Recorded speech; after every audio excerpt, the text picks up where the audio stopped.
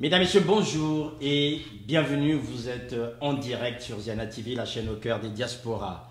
100% direct spécial. Nous sommes bien sûr le samedi 9. C'est vrai que c'est une émission qui est souvent produite le dimanche, mais nous avons un invité aussi exceptionnel, tel qu'on vous l'a annoncé, M. Jean-Jacques Yombi Opango, fils de l'ancien président de la République, Jacques Yombi Opango, et actuellement vice-président du RDD. Avec lui, on va aborder un pan de notre histoire, notamment 40 ans, je dirais, du règne de Denis Sassou Nguesso et 40 ans aussi de l'éviction au pouvoir d'un homme, Jacques Joachim Yombi Opango. Vous l'avez bien compris, donc c'est notre histoire qu'on va revisiter, mais là, cette fois-ci, avec des témoins. Vous l'avez aussi vu ces derniers jours, le PCT l'a fêté pompeusement ses 40 ans, autour de plusieurs thématiques, je dirais, honorant un homme, Denis Sassou Nguesso, et déshonorant quasiment un autre, Jacques Joachim Yombi Opango. Ici, sur notre plateau, donc, notre invité, je sais aussi, c'est vrai que vous allez sans doute nous le reprocher, que nous débutons avec 1 heure de retard. Nous vous présentons toutes nos excuses parce que, vous le savez, en ce moment, les conditions de circulation à Paris sont quand même assez difficiles à cause de ce mouvement des Gilets jaunes. Voilà, notre invité est bel et bien là. J'espère que vous serez tolérants et surtout que vous participerez, que ce soit par Facebook ou encore par, je dirais, téléphone WhatsApp. Donc vous avez le numéro de téléphone qui s'est affiché. Je peux vous le redonner, donc c'est le 0033 620 93 26 17. Intervenez, commentez. Notre invité Jean-Jacques Yombi Opango est présent, il va vous répondre. Jean-Jacques Yombi Opango, bonjour. Bonjour. Merci d'avoir pris le temps et d'être notre invité aujourd'hui à titre exceptionnel pour ce 100% direct. D'abord, nous sommes en début d'année, même si nous sommes en février, mais c'est aussi l'occasion de vous souhaiter une bonne année, Jean-Jacques Yombi Opango. Merci bien, c'est moi qui vous remercie de me recevoir dans votre studio. Et meilleurs vœux pour vous et bon vent à Ziana. Merci. Alors, Jean-Jacques Yombi Opango, on va aller déjà droit au but, comme dirait, je dirais, des Marseillais. Il faut quand même dire, ça fait 40 ans que Jacques Joachim Yombi Opango, c'est vrai que les deux, on confondra toujours, mais enfin, rassurez-vous qu'on parlera toujours d'un Yombi, que ce soit pour Jean-Jacques ou encore du plus ancien. Alors, cela fait maintenant 40 ans. 79-2019, on a vu à Brazzaville. Déjà, une question toute simple. Le 5 février 79, où étiez-vous? Le 5 février 79, j'étais en France. Que faisiez-vous? Mes études, j'étais à l'école. Savez-vous ce qui se tramait là-bas du côté de Brazzaville? On avait quelques bruits, mais bon, je ne savais pas trop ce qui se passait. Mais nous savions qu'il y avait des tensions. Voilà, il y avait des tensions, et pourtant, ce jour-là, votre père était évincé du pouvoir. Eh oui. Alors, écoutez, je n'ai pas l'habitude de remuer le passé. Il y en a qui le font très bien. Hein, l'histoire écrira son histoire, la vraie histoire. Parce qu'aujourd'hui, celle d'aujourd'hui est très passionnelle, visiblement. Mais je dois vous dire que le PCT vient de provoquer en moi une décharge émotionnelle qui m'indigne profondément. À savoir, je ne sais pas pourquoi, ils ont exhumé des vieilles pratiques de l'histoire sombre de notre pays. Ils ont voulu, n'est-ce pas, empoisonner l'intellect congolais en réchauffant un plat périmé. Et ça, je ne peux pas l'accepter. Et pourtant, c'est l'histoire. C'est l'histoire, mais c'est l'histoire qui est racontée toujours de la manière des vainqueurs. On ne peut pas parler du 5 février sans faire un brin d'histoire sur ce qui s'est passé avant. Si vous permettez, allez-y. Je vais quand même sortir quelques dates. Parce que c'est vrai que j'étais jeune, mais j'avais quand même l'âge pour comprendre un certain nombre de choses. Et il faut savoir que quand je suis rentré le 15 août 1979 à Brazzaville, de l'aéroport, on m'a emmené directement en prison. Et je peux dire aussi que de notre génération, à l'époque, j'ai été aussi le premier prisonnier politique aussi. Hein, parce que le président Yombi était en prison avec toute sa famille. Je vais revenir rapidement sur quelques dates. Le 5 février est l'aboutissement d'un processus. L'aboutissement d'une machination. Alors, quand j'entends dire que c'était juste une passation de service comme deux directeurs généraux qui se passent le relais, c'est faux. Quand j'entends dire, quand on parle que le 5 février était un combat contre les antivaleurs, c'est faux. Mais je vais revenir un peu en arrière. Alors, il faut savoir que du 5 au 12 décembre 1975, le comité central du Parti congolais du travail se réunit et prend quand même quelques décisions importantes. Le président Marien Ngouabi crée donc l'état-major spécial révolutionnaire qui remplace temporairement, donc le bureau politique de l'époque. Donc il y a 5 personnes qui sont quand même à la tête de cet état-major. Le président Marien Ngouabi, président. Monsieur Tchister Tchikaya, deuxième personnalité de l'État, qui est le permanent du parti. Louis-Sylvain Goma, qui est le premier ministre chef du gouvernement. Denis Sassou Nguesso, chargé de la défense et de la sécurité, qui avait tous les renseignements, etc. etc. Jean-Pierre Gombe, qui avait l'éducation, la propagande et l'information. Il est important de le dire. Pourquoi? Parce que le 5 février, c'est l'aboutissement de tout ce qui se passe à partir de là aussi. C'est trop facile de dire que ça a juste commencé après le CMP. Voilà. Donc, bon, il y a eu plein de choses entre-temps. Il faut savoir aussi qu'à l'époque, le président Marien Ngouabi veut changer les choses. Veut réviser les contrats pétroliers avec Elf, parce que les Algériens lui ont mis la puce à l'oreille, que les Français étaient en train de nous arnaquer, que ce qu'ils disaient comme... c'était, rendement, il le disait, je veux dire, il rabaissait le potentiel pétrolier du Congo. Et quand ils ont démontré au président que c'était l'arnaque, le président, effectivement, le président Marien Ngouabi était assez bouillant, donc les problèmes ont commencé avec la France. Et le président cherchait voies et moyens pour, n'est-ce pas, régler les problèmes socio-économiques qu'il y avait à l'époque. Et il se retourne vers les potasses, pratiquement dynamités, sabotés, pratiquement. Donc, encore un problème avec les Français. Donc, les potasses, là, on est à Makola. Hein. Exact, à Hall, exactement. Et à ce moment-là, bon, je vous donne encore une autre date, boum, arrive le 19 mars 1976. L'accident d'hélicoptère du président Marien Ngouabi. Pendant qu'on le cherche pendant 5 jours, à Brazzaville, beaucoup de gens, certaines personnes, il y a toujours des malins qui espéraient même qu'il soit mort. Il y a les grèves qu'on déclenche à Brazzaville, il y a un certain désordre qui se fait. Entre-temps, dans la radicalisation, il est pur. Il y a l'épuration de certains membres du comité central, dont le président Yombi Opango, Pierre Nzé, Martin Berry, Jean-Jules Kabando, et il y a un 5e là, Anatole Kondo. Voilà. Et je vais vous raconter une anecdote tout à l'heure rapidement. Pourquoi le président Yombi a été viré du comité central. C'est comme un gag, vous allez en rire, mais malheureusement à l'époque, pour un rien, on pouvait vous virer du comité central. Alors, pendant que le président est on cherche le président, à Brazzaville il y a de l'agitation, certaines personnes qui ont été épurées boudent, créent l'agitation, et finalement le président rentre à Brazzaville, et quand il rentre, il tape un peu dans la fourmilière, vire Kondo et le remplace, je crois, par Ngombe, et et là il y a Bokamba Yangoma qui arrive après qu'il ait viré je ne sais plus, j'ai plus qui, enfin j'ai mes archives là, j'ai oublié. Bref. Alors ça c'est l'ambiance qui règne. Ça va pas du tout. Voilà, on est comme dans une ambiance délétère. Dans un délétère, ça va pas du tout. Oui. Et après on arrive, et le président Marien Ngouabi voulait justement changer les choses. Contrairement à ce que il croyait, il avait des convictions, le président Marien Ngouabi, mais il voulait quand même changer les choses. Il avait compris qu'au niveau du parti, il y avait des gens qui profitaient de leur place au parti pour monter les échelons très vite. Donc à un moment donné, il voulait mettre l'homme qu'il faut à la place qu'il faut. Mais ça pose problème, parce qu'autour de lui, ça gêne. Il y a beaucoup de gens donc, du Parti congolais du travail qui estiment qu'ils vont perdre un certain nombre d'avantages. Oui. Donc, ça boue, il y a tout un tas de problèmes, jusqu'au jour où il y a le jour tragique, le 18 mars 1977, où à 14h30, le commandant Marien Ngouabi, président de la République, trouve la mort, assassiné, abattu en plein jour, alors que l'armée est consignée. L'armée est consignée et le chargé de la défense et de la sécurité est juste à côté. L'armée est consignée et il trouve la mort. Le lendemain matin,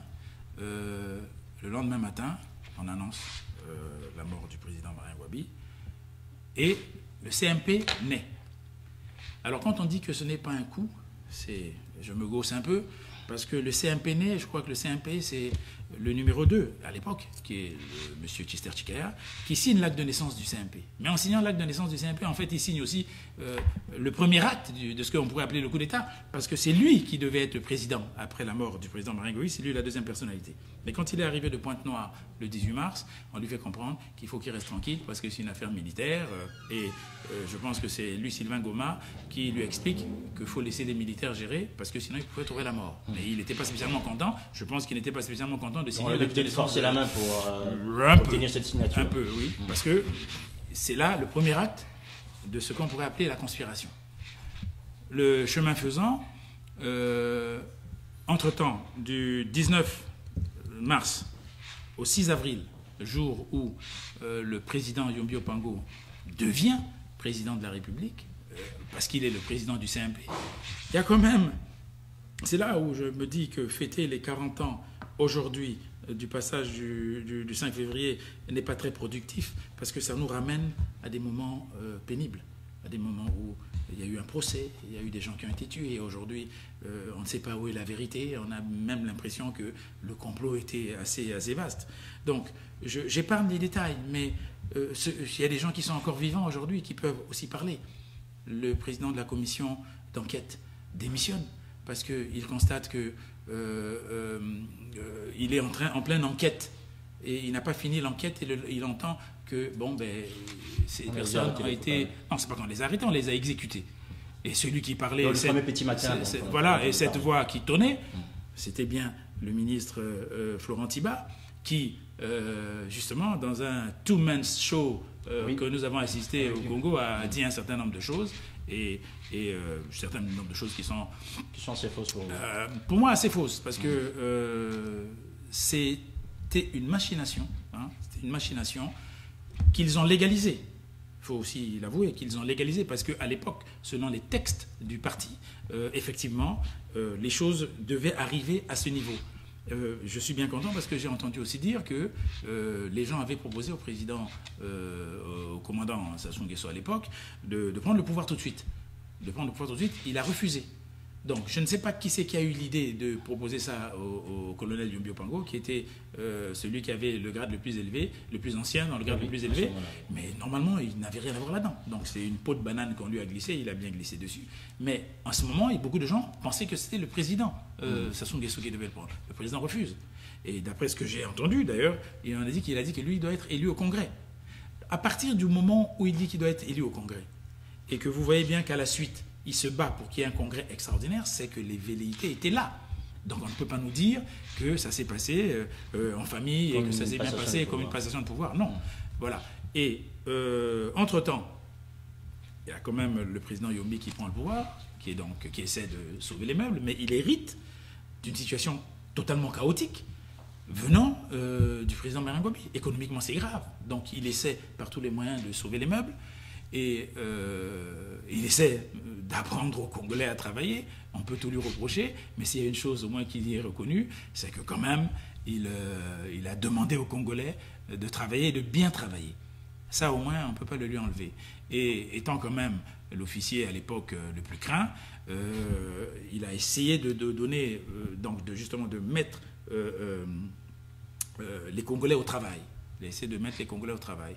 Mais c'est ce qu'on lui a reproché, je veux dire. Oui, on l'a traité de dictateur parce qu'il a demandé aux Congolais d'être au travail. Mais aujourd'hui, on parle des antivaleurs. Quand j'ai entendu un bonhomme parler du PCT, parler de Kinkala, dire que justement, le 5 février, c'est le jour où on a commencé à combattre les antivaleurs. Mais les antivaleurs qu'on reproche à Yombi, c'est quoi? C'est du mensonge. Antivaleurs, c'est quoi? Il y a une crise économique.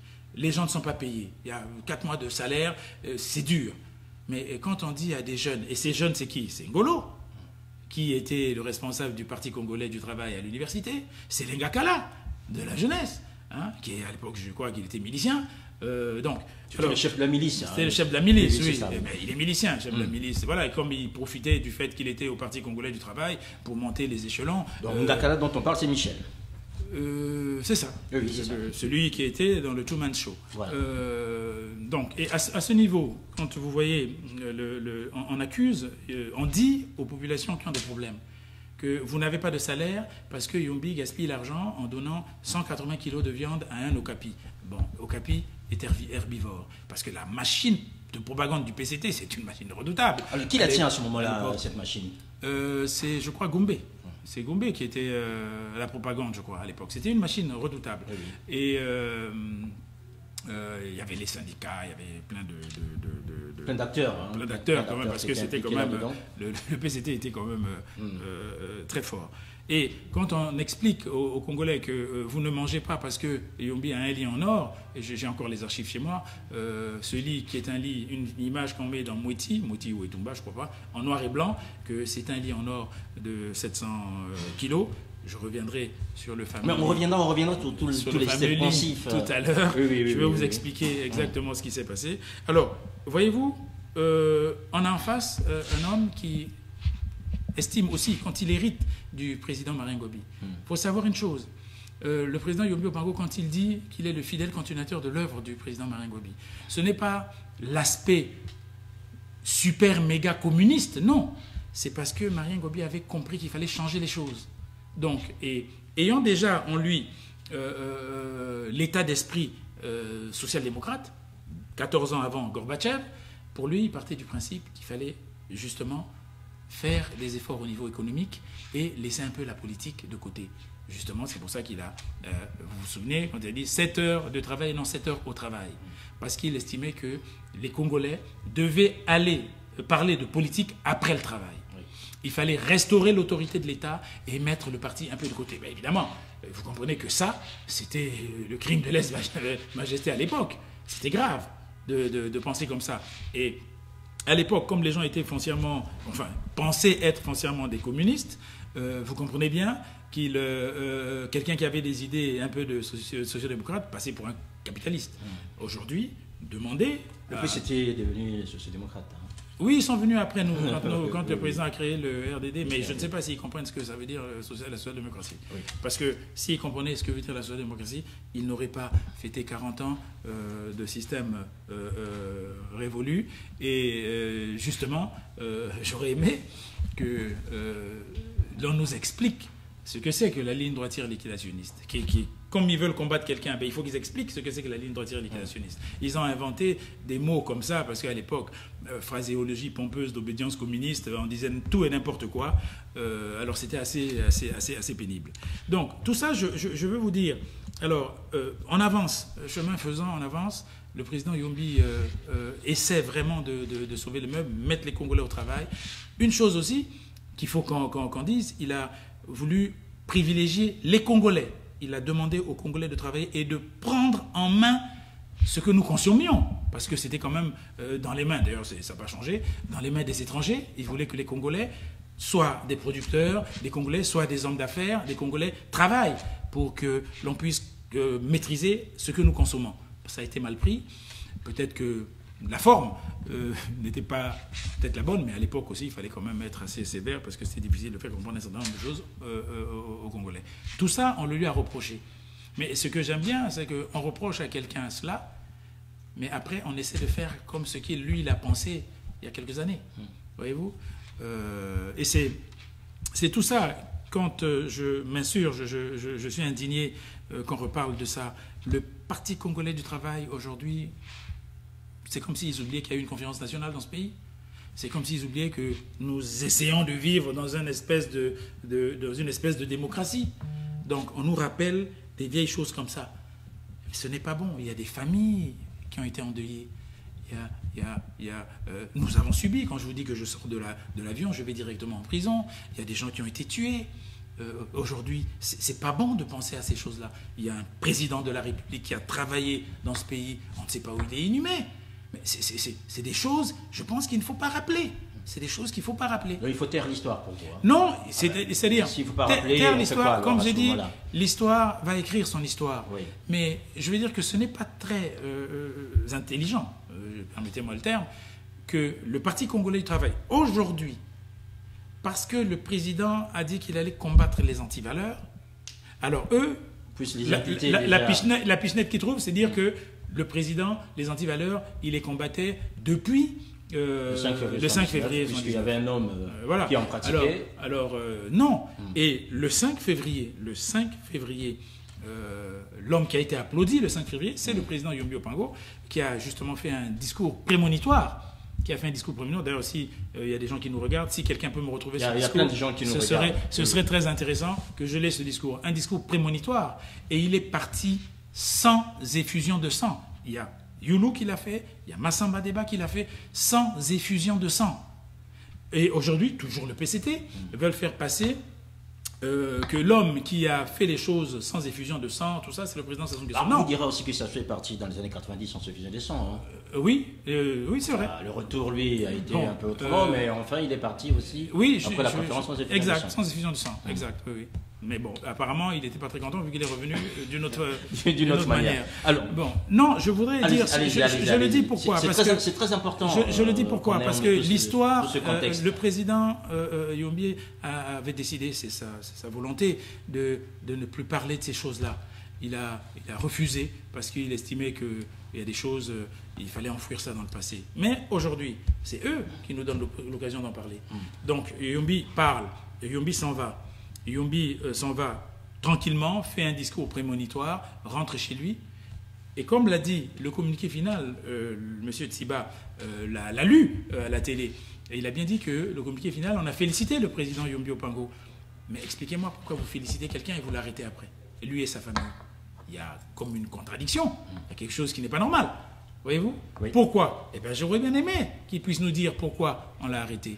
Et quand on dit que c'est l'homme providentiel du 5 février, l'élection qui a eu lieu, et ça, beaucoup de Congolais ne le savent pas, je m'insurge. Pourquoi? Parce que dans la salle, il y a des gens qui n'avaient pas 40 ans, qui n'ont pas 40 ans. Et ces gens ne connaissent ni Wabi ni Yombi. Et la seule personne qu'ils connaissent, c'est le président Sassou Nguesso. Et quand on tronque l'histoire, c'est dangereux. Quand il y a eu une élection, Yombi était le premier. Il a quand même eu des gens, vu qu'il était le premier, il a quand même eu des gens qui ont voté pour lui. Le président Sassou Nguesso arrive à être président parce que Tchister désiste en sa faveur. Il n'était pas le premier. Tchister est le second. Le président Sassou Nguesso, c'est Tchister qui décide à sa faveur. Donc j'espère que mon frère et ami Jean-Marc Tchister, qui a assisté au Two Men's Show, le sait. Et que c'est grâce à son père que le président Sassou Nguesso est devenu président de la République. Donc il y a eu toutes ces choses-là mélangés qui ont fait que, bon, effectivement, après, le président Sassou Nguesso est devenu président et il a géré le pays comme il a pu. Mais il continue de gérer, hein. Il est toujours là. Non, mais oui, il y a eu justement, il y a eu intermède. Oui. Il y a eu intermède. Et c'est là où, encore que, ils auraient pu fêter ça s'il n'y avait pas eu de rupture. Il y a eu quand même une conférence nationale où la conférence nationale dit que le Congo est sinistré. Ça, ce n'est pas Yombi et sa ligne droitière liquidationniste.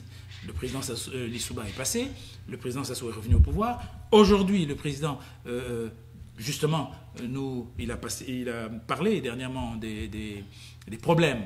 Je veux dire, on a créé à Brazzaville une haute cour de justice. Il a parlé justement des antivaleurs, mais qu'il sanctionne ceux qui volent. Mais le PCT ne peut pas dire que aujourd'hui, les antivaleurs dont parle le président de la République, c'est un combat qu'il a mené depuis 1979. Non, je pense que s'ils étaient honnêtes, moi, j'aurais apprécié qu'on dise, bon, écoutez, nous, on avait besoin de prendre le pouvoir, on a mis tout en marche, on a viré Yombi, basta. Et comme ça, on n'en parle plus. Voilà, mesdames et messieurs, vous êtes donc en direct sur Ziana TV, la chaîne au cœur des diasporas. Je sais que vous êtes nombreux à vouloir intervenir, mais il était bien normal, en fait, cet environnement post-79, puisqu'on se rend quand même pré-79. Allez-y. Excusez-moi, je veux quand même préciser une chose, parce qu'on a quand même dit que Yombi a tout volé. Oui, mais moi, je vais arriver avec ça, parce qu'il y a quand même des poncifs qui ont nourri, à ce moment-là, je dirais, l'image que les Congolais pouvaient avoir de Yombi. Parmi lesquels vous vous dites très bien que Yombi a tout volé. Alors, qu'est-ce qui s'est-il passé exactement? Est-ce que aujourd'hui, vous pouvez nous dire que Yombi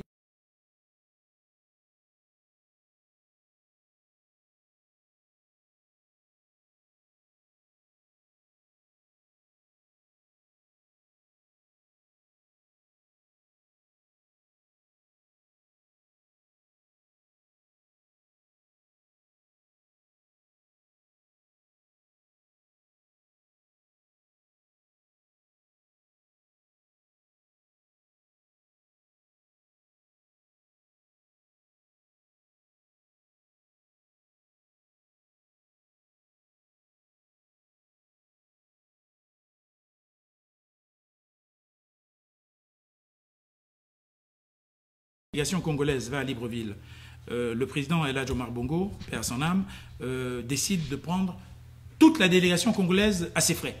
Il refuse que le Congo dépense un sou.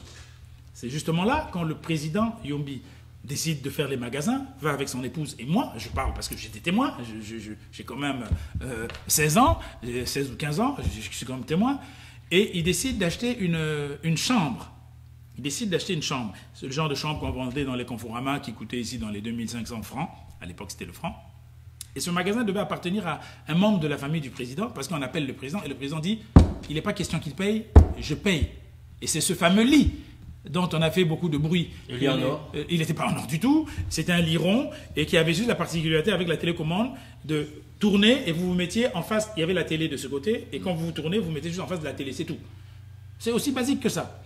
Et quand il rentre à Brazzaville, et ça vous pouvez demander à Henri Lopez, à son excellence l'ambassadeur Henri Lopez, le président demande au ministre des Finances de ramener l'argent au Trésor. Il dit ramener l'argent au Trésor. Et c'est le ministre, c'est Henri Lopez lui-même qui me raconte ça. Hein. Je dis ah bon? Il dit oui, oui. Et il dit pour ça, en tout cas, il reconnaît qu'il y avait une certaine droiture. Aujourd'hui, dans notre pays, quand il y a une mission qui est déclenchée, on débourse l'argent. Quand la mission est annulée, personne ne ramène l'argent. Donc je pense que ça aussi, il faut le dire. Et quand il a dit aussi, pour ceux qui se souviennent, au demeurant, quand les cadres sabotent l'économie nationale, et tout, un président qui parle comme ça à sa population, au peuple, ce n'est pas un président voleur.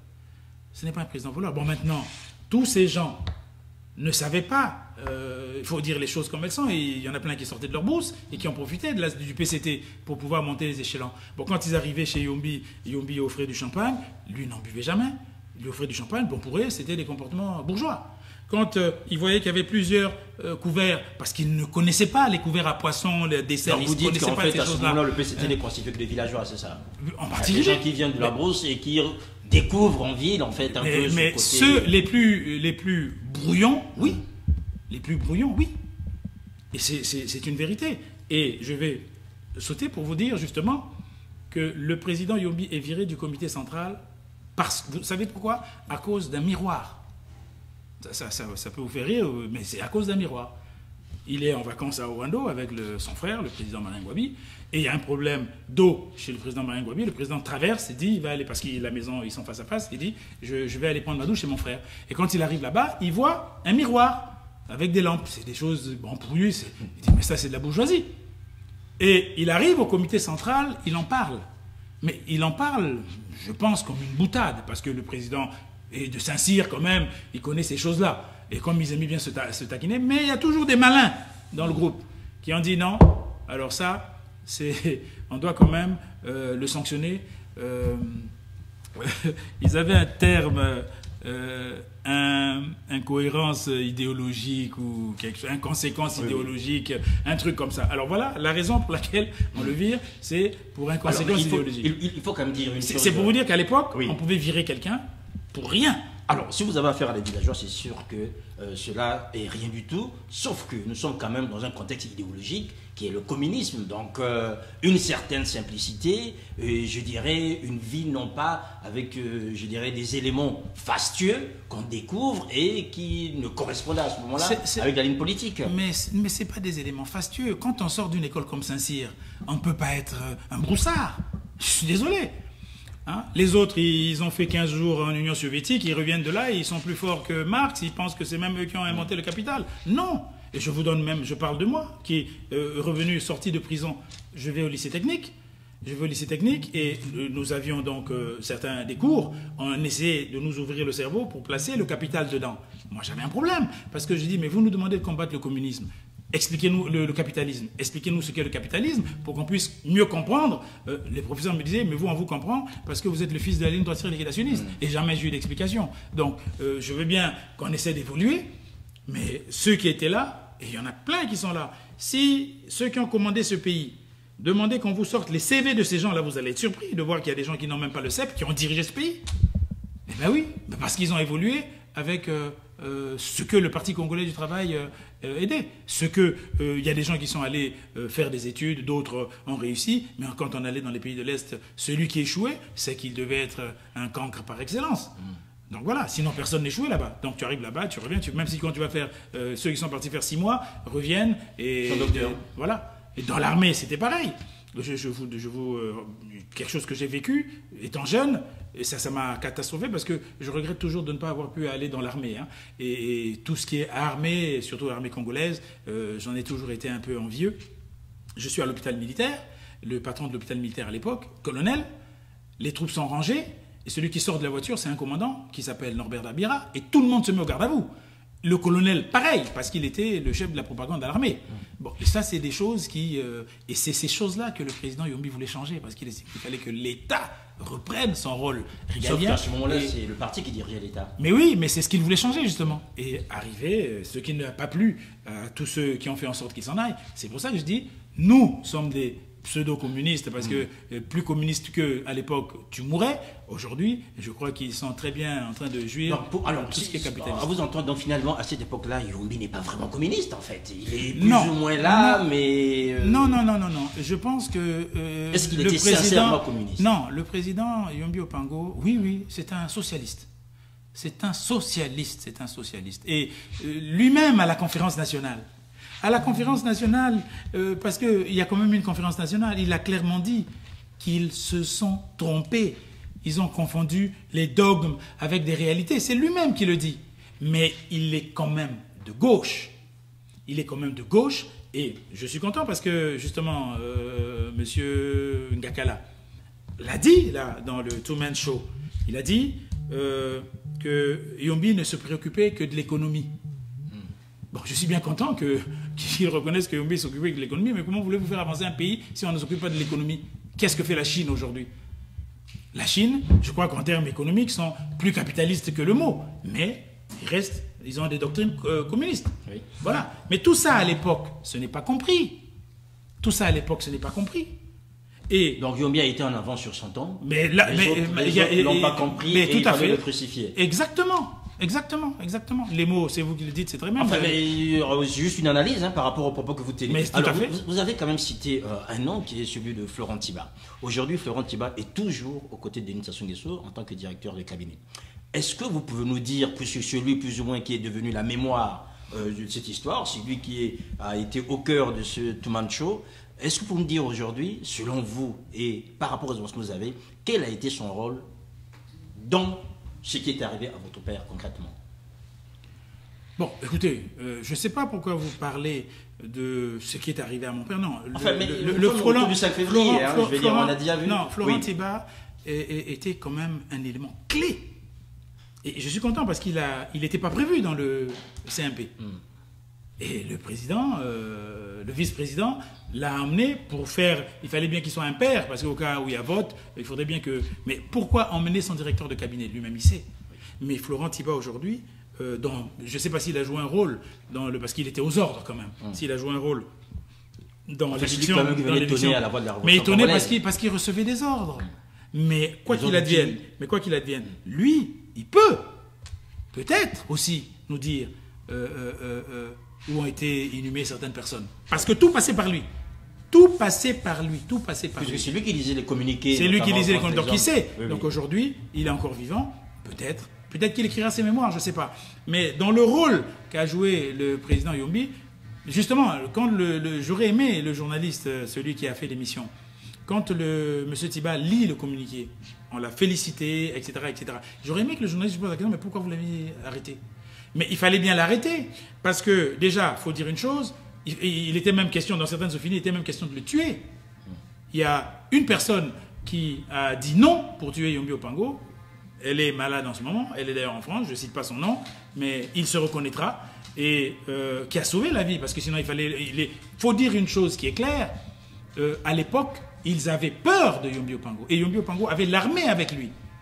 Si Yombi voulait réagir, stopper tout, il allait le faire, mais il a tellement été déçu par son frère, parce que c'était quand même son frère, le président Sassou Nguesso, et quand il a vu qu'il y avait tout ça, il dit, si c'est pour le pouvoir, laissez faire. Il avait des gens bouillants autour de lui, qui ont voulu agir. Il a dit non.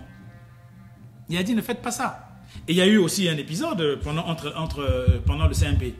Le capitaine Pierre Anga sort un document qu'il explique à tous les militaires, hein, au sujet de la crise qui prévalait, ce qui nous divise et les moyens de conjurer une crise dans un processus révolutionnaire. Quand ce document sort, le vice-président du CMP n'est pas content, exige que Anga soit sanctionné. Exige qu'Anga soit sanctionné. Et Anga est sanctionné. Si Anga n'est pas sanctionné, je démissionne. Je démissionne. Et qui est le vice-président du CMP à ce moment-là? C'est Denis Sassou Nguesso. Voilà, mais j'aime bien que vous mettiez des noms parce que ça permettrait aux uns aux autres de bien suivre et de bien comprendre la place et le rôle joué aussi par Denis Sassou Nguesso, notamment dans ce mouvement bien en amont du 5 février. Alors, on arrive au 5 février. Vous l'avez dit tout à l'heure, Jean-Jacques Yombi Opango. Est-ce que peut-on parler du 5 février sans évoquer le 18 mars 1977? Parce que si Yombi arrive au pouvoir, et si Sassou reprend le pouvoir après, c'est parce qu'il y a un homme qui est mort. Bien sûr. Marine Ngouabi. Et dans, je dirais, l'opinion générale, on ne peut pas aujourd'hui, quand vous lisez le Congolais, et même certains déjà qui l'objectent en ligne, on dit on ne peut pas évoquer la mort de Marine Ngouabi, imputer Sassou sans pour autant qu'on puisse aussi indexer Jacques-Joachim Yombi Opango. Écoutez, moi je vais, évidemment, venant de moi, ça peut sonner faux. Oui. Le président Yombi Opango est à Oando quand Marien meurt, et c'est quand il arrive à Brazzaville, c'est-à-dire quand il atterrit, c'est M. Ekondi Akala qui lui annonce que Marien a été tué. Et lui, il arrive, il voit le comité des militaires déjà fait, etc., etc. Le président Yombi Opango n'avait pas l'armée et les airfis. Il était le plus gradé, certes, mais il n'avait pas la machine pour faire quoi que ce soit. Ce qui est surprenant, sans vouloir prendre des décisions, c'est que vous pensez que si Anga, je dis même, excusez-moi, je dis, c'est une question d'ailleurs que le capitaine Anga a posée dans les troupes, quand il m'expliquait ce qui s'était passé, qu'à l'époque de Castro meurt et le ministre de la Défense et tout, n'est pas écouté. C'est pas qu'il n'est pas inquiété, mais il n'est même pas écouté.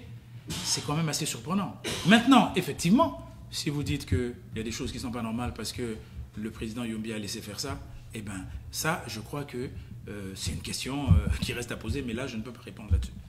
Voilà, vous ne répondrez pas, mais il faut quand même dire qu'aujourd'hui, dans cette partie de l'histoire, vous avez dit tout à l'heure que le PCT est en train d'écrire l'histoire des vainqueurs. Vous et nous, maintenant, nous essayons d'écrire l'histoire des vaincus. Et de cette histoire des vaincus, ben, parfois on se dit les vainqueurs ont d'abord été aux côtés des vainqueurs. Et aujourd'hui, tel que les choses se dessinent, il était nécessaire pour vous de reprendre la parole afin de repréciser certaines choses, Jean-Jacques Yombi Opango. Alors, il y a plusieurs questions, notamment sur cet aspect lié à la mort de Marien Ngouabi. Je comprends que vous ne diriez pas plus, mais vous savez aussi que vous êtes vice-président du RDD, et ça c'est la question d'Alexis Passy. Le RDD, parti politique dont vous êtes le vice-président, est une composante de la majorité présidentielle. Je pense que c'est toujours le cas. Non. Ah, donc déjà, c'est déjà un aspect de la réponse que vous nous donnerez. Mais sur les points saillants de l'événement du 5 février que vous évoquez, un accord était-il passé pour ne plus en parler? Mais pas du tout. Non, pas du tout. Donc le RDD, vous me dites, n'est plus dans la majorité présidentielle. Je dis, en tout cas, en ce qui me concerne, moi, j'ai suspendu les relations avec le Parti congolais du travail. Parce que c'est la majorité présidentielle. Non, c'est l'accord oui. que nous avons signé avec le Parti congolais du travail qui nous unit à la mouvance. Oui. À la mouvance. J'ai suspendu. Je l'ai encore expliqué il n'y a pas très longtemps. Parce que le PCT a eu des comportements incorrects, il faut dire les choses comme elles sont, et qui continuent d'ailleurs. Et je ne pense pas qu'avec tout ce qui s'est passé, je ne me vois pas retravailler avec le Parti congolais du travail. Je l'ai déjà dit dans une émission qui est passée il n'y a pas longtemps, que bon, c'est un pléonasme de dire que le PCT triche, c'est un pléonasme, donc je ne vais pas revenir là-dessus. Je ne peux plus travailler. Donc le quai du PCT pour vous, c'est tricher en fait. C'est un pléonasme. Dire que le PCT triche, c'est un pléonasme. Voilà, le PCT triche, c'est un pléonasme. Il y a plusieurs questions. Je vais déjà prendre la question de Saigon Mundanga. Une question à Jean-Jacques Yombi. Quelle est votre contribution pour la résolution de la crise politique aujourd'hui au Congo? La résolution du RDD, on veut dire. Oui. Du RDD. Alors écoutez, le RDD est dans une phase de restructuration. Nous ne sommes dans aucun organe de décision, parce que c'est la volonté du Parti congolais du travail qui, effectivement, leur but, c'est de tuer le RDD. Leur but, c'est de tuer le RDD. Maintenant, aujourd'hui, nous pensons que il faut que l'on retrouve notre grand Congo. Et le parti au pouvoir, qui est donc le PCT, et ceux qui ont le pouvoir en main, doivent faire en sorte que les choses puissent avancer. Et avancer aujourd'hui, il y a des pistes. Vous savez, quand on parle de dialogue, les gens croient que c'est toujours une hérésie, mais les Congolais peuvent régler leurs problèmes entre eux. Les Congolais peuvent régler les problèmes entre eux. Et en ce qui me concerne, je pense que là, le président Sassou Nguesso peut encore peut-être jouer un rôle. Parce que tel que les choses vont, je crois que le char est tellement embourbé qu'il va être difficile d'avancer si certaines décisions courageuses ne sont pas prises. Il y a monsieur Guy Roland qui pose la question: pourquoi le président Yombi n'écrit-il pas ses mémoires et dit sa part de vérité de son vivant? Ben écoutez, c'est mon combat avec lui. Pour l'instant, pour des raisons de santé, il ne peut pas le faire. Mais ça a toujours été ma bataille pour qu'il puisse écrire. Mais vous savez, son histoire flirte avec l'histoire du Congo. Alors aujourd'hui, en écrivant ses mémoires, il va être obligé de dire un certain nombre de choses. C'est vrai, j'aurais aimé qu'il le fasse, mais aujourd'hui... Donc il est nécessaire qu'il ne lui dise pas encore tout. Non, c'est pas qu'il ne le dise pas pour l'instant, il est malade et nous on s'occupe d'abord de sa donc santé. vous pouvez peut-être dire aux Congolais que demain ou après-demain, il y aura des choses qu'on saura peut-être de sa part par rapport à cette histoire. Je l'espère, mais vous savez, je ne suis que son fils et je ne peux pas lui forcer la main. Voilà, donc c'est le fils qui est là. On a déjà quelqu'un en ligne. Allô?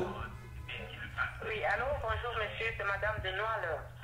J'aimerais poser ma question à Jean-Jacques Yombi Opango. Allez-y, il vous écoute. Ouais. Et pour 2021, est-ce qu'il sera du côté des opposants ou il va encore avec le PPT? Comme les opposants comme Paulin Makaya, il venait de dire qu'il y aura quelqu'un qui va faire pour choisir un candidat unique. Est-ce qu'il pourra aller avec eux? Alors, il vous répond, Jean-Jacques Yombi Opango. Madame, merci pour votre question. Comme je vous l'ai dit, nous avons rompu avec le Parti congolais du travail. Et en ce qui me concerne, je me vois mal repartir là-bas. Maintenant, nous sommes un parti organisé. Il y aura donc un congrès qui est prévu en 2020. Et ce congrès décidera qui conduire, je vais dire vers qui aller, et peut-être que pourquoi pas le RDD peut aussi avoir un candidat, pourquoi pas. Quand on fait de la politique, c'est pour arriver au pouvoir. Mais pour l'instant, nous sommes vraiment en train de nous concentrer dans la restructuration du parti. Nous discutons avec un certain nombre de partenaires et on va voir. Mais pour l'instant, ça va être extrêmement difficile parce que tout ce qui se passe aujourd'hui est fait vraiment avec violence contre le RDD, pour ne pas dire contre la personne du président Yombi Opango. La preuve, encore là, maintenant, madame, le fait qu'on fête avec faste le 40e anniversaire du 5 février, c'est aussi moyen de continuer à montrer que celui qui a mal fait dans ce pays, c'est Yombi Opango. Voilà, madame, êtes-vous satisfaite de la réponse? Pour ne pas dire contre la personne du président Yombi Opango, la preuve encore là, maintenant, madame, c'est le fait qu'on fête avec faste. Voilà, donc c'était la première question. Alors, il y a aussi des questions écrites sur WhatsApp, Jean-Jacques Yombi Opango. La première question, sauf que la personne, voilà. C'est donc ce monsieur Ngassa qui s'appelle. La première question, quel est l'état de santé de votre père aujourd'hui? Il a l'âge de ses artères. On vient de fêter ses 80 ans. Il se porte bien. Merci pour la question. Merci de vous inquiéter. Quel lien garde-t-il avec Sassou, l'homme qu'il a assassiné politiquement? Vous savez, comme je vous l'ai dit, le président Yombi Opango, quand il est sorti de prison, il a laissé tout dans les geôles. Et quand il a créé même son parti, c'est au président Sassou Nguesso qu'il a emmené les statuts de son parti. En ce qui le concerne, lui, le président Sassou Nguesso est son jeune frère. Malheureusement pour lui, Quand lui, il embrasse le président Sassou Nguesso fraternellement, c'est un geste d'amour. Mais quand le président Sassou Nguesso répond à sa bise, il pose un acte politique. C'est ça qui fait la différence entre les deux. Voilà, c'est une différence, mais enfin, il reste toujours des frères. Oui, mais bon, je veux dire que... Oui, bon, oui, ce sont des frères, parce que, bon, écoutez, faut pas oublier aussi, même si on ne peut pas le dire, hein, le président Yombi Opango a souvent protégé le président Sassou Nguesso, même si aujourd'hui, on ne veut pas le reconnaître. Voilà, une autre question en ligne. Allô? Oui, M. Sirmakoso, bonjour, c'est M. Makaya Delphin de Côte-d'Ivoire. Bonjour, M. Makaya Delphin, vous avez la parole. Je voulais poser une seule question. Est-ce que M. Yombi, il a un métier ou pas? Lequel des Yombi? Le président, je ne sais pas, celui qui s'occupe de RDD. Voilà, donc le vice-président ou le président? Parce qu'il y a un Yombi président et l'autre vice-président. Disons, donc ça veut dire quoi? C'est devenu une entreprise ou comment? Ben, reprécisez la question. À qui voulez-vous poser la question? Est-ce à Jean-Jacques Yombi Opango? Oui. Allez-y. Est-ce que le Congo est devenu un royaume ou bien une république? C'est plus la même question, monsieur. Alors, Makaya. monsieur Makaya, je vais vous répondre. Allez-y. Je vais vous répondre, monsieur Makaya. La question... Le Congo est devenu une république ou un royaume? Monsieur Makaya, est-ce que je vous permettez que je réponde? Vous avez posé une question. Oui, allez-y. Voilà. Donc, si je comprends bien votre question, vous êtes en train de poser la question de savoir par rapport au fait que j'ai la place de vice-président au sein du parti du président Yombi Opango, et vu que c'est mon père, donc vous pensez que c'est une monarchie, c'est ça? Voilà. Alors, mais il fallait poser la question directement, je vais vous répondre tout de suite. C'est parce que vous n'avez pas suivi une émission qui est passée il y a très peu de temps sur DRTV. Je dis ceci. Effectivement, aujourd'hui, on est un peu dans l'ambiance fils d'eux. En ce qui me concerne, je vous le dis de manière claire, nette et précise, que le président Yombi Opango n'a jamais, à aucun moment donné, pensé qu'un de ses enfants allait arriver à ce niveau de responsabilité au sein de son parti. Parce qu'il n'a jamais pensé que un de ses enfants, il allait léguer le parti à un de ses enfants. Ça, je vous le dis de la manière la plus sincère. Maintenant, il se trouve que, avec les difficultés de santé qu'il avait, il a demandé au parti de reculer. Il a dit qu'il ne voulait plus, enfin, parce que les problèmes de santé, il ne pouvait plus faire de la politique. À ce moment-là, il a demandé à ce que quelqu'un d'autre le remplace. Le seul avantage que j'ai eu, c'est que je lui ai demandé la permission de me présenter. Il m'a donné l'autorisation de me présenter quand il y aura le congrès. C'est tout. Mais il m'a jamais aidé, il n'a jamais poussé à ce que je sois là. Il se trouve que les gens ont pensé que c'était un automatisme, comme vous tous, pensaient que c'est une monarchie, et les gens ne venaient plus aux réunions. À partir du moment où ils venaient plus aux réunions, moi je venais avec mes hommes à moi. C'est vrai que j'ai un peu forcé la main, dans ce sens que je me suis organisé pour faire en sorte qu'ils comprennent que je sais m'organiser. Pardon? Reste en ligne. Allez-y, Jean-Jacques. Voilà. J'ai fait en sorte qu'ils comprennent que j'étais capable d'organiser les choses. Et à ce moment-là, ce sont mes collègues au parti qui ont dit que non, nous, ils sont prêts à le suivre. Il a posé la question. Vous êtes sûr? Vous voulez travailler avec lui? Ils ont dit oui. Et c'est comme ça qu'à un comité directeur, je suis devenu vice-président. Je ne suis que vice-président. Mais il y a un congrès qui va se faire. Et à ce congrès, on va élire le président. Voilà. Pour l'instant, j'assure un peu, si vous voulez, l'intérim parce qu'il a des problèmes de santé. Voilà. C'est tout. Mais est-ce que vous serez candidat, je veux dire, à la présidence lors de ce congrès? Oui, bien sûr. Parce qu'aujourd'hui, non, c'est pas que les choses sont faites. Vous savez, au RDD, il y a quand même des intellectuels qui sont difficiles à gérer. Surtout des gens comme les Mafimba qui souvent laissez mon frère tranquille. Il a un travail qu'il fait en France là-bas. Laissez-le tranquille. Alors, ce que je voulais dire, c'est que il y aura un congrès et le congrès, il y aura sans doute d'autres candidats. Mais les choses ne sont pas, les dés ne sont pas pipés. Les dés ne sont pas pipés parce que c'est difficile. J'ai du mal à réorganiser le parti. Je le fais seul. Ce n'est pas évident. Donc, ce n'est pas une monarchie, monsieur. Je peux vous garantir que ce n'est pas une monarchie et je n'ai jamais été élevé dans la facilité, contrairement à ce qu'on peut croire. Voilà, une autre question en ligne. Allô?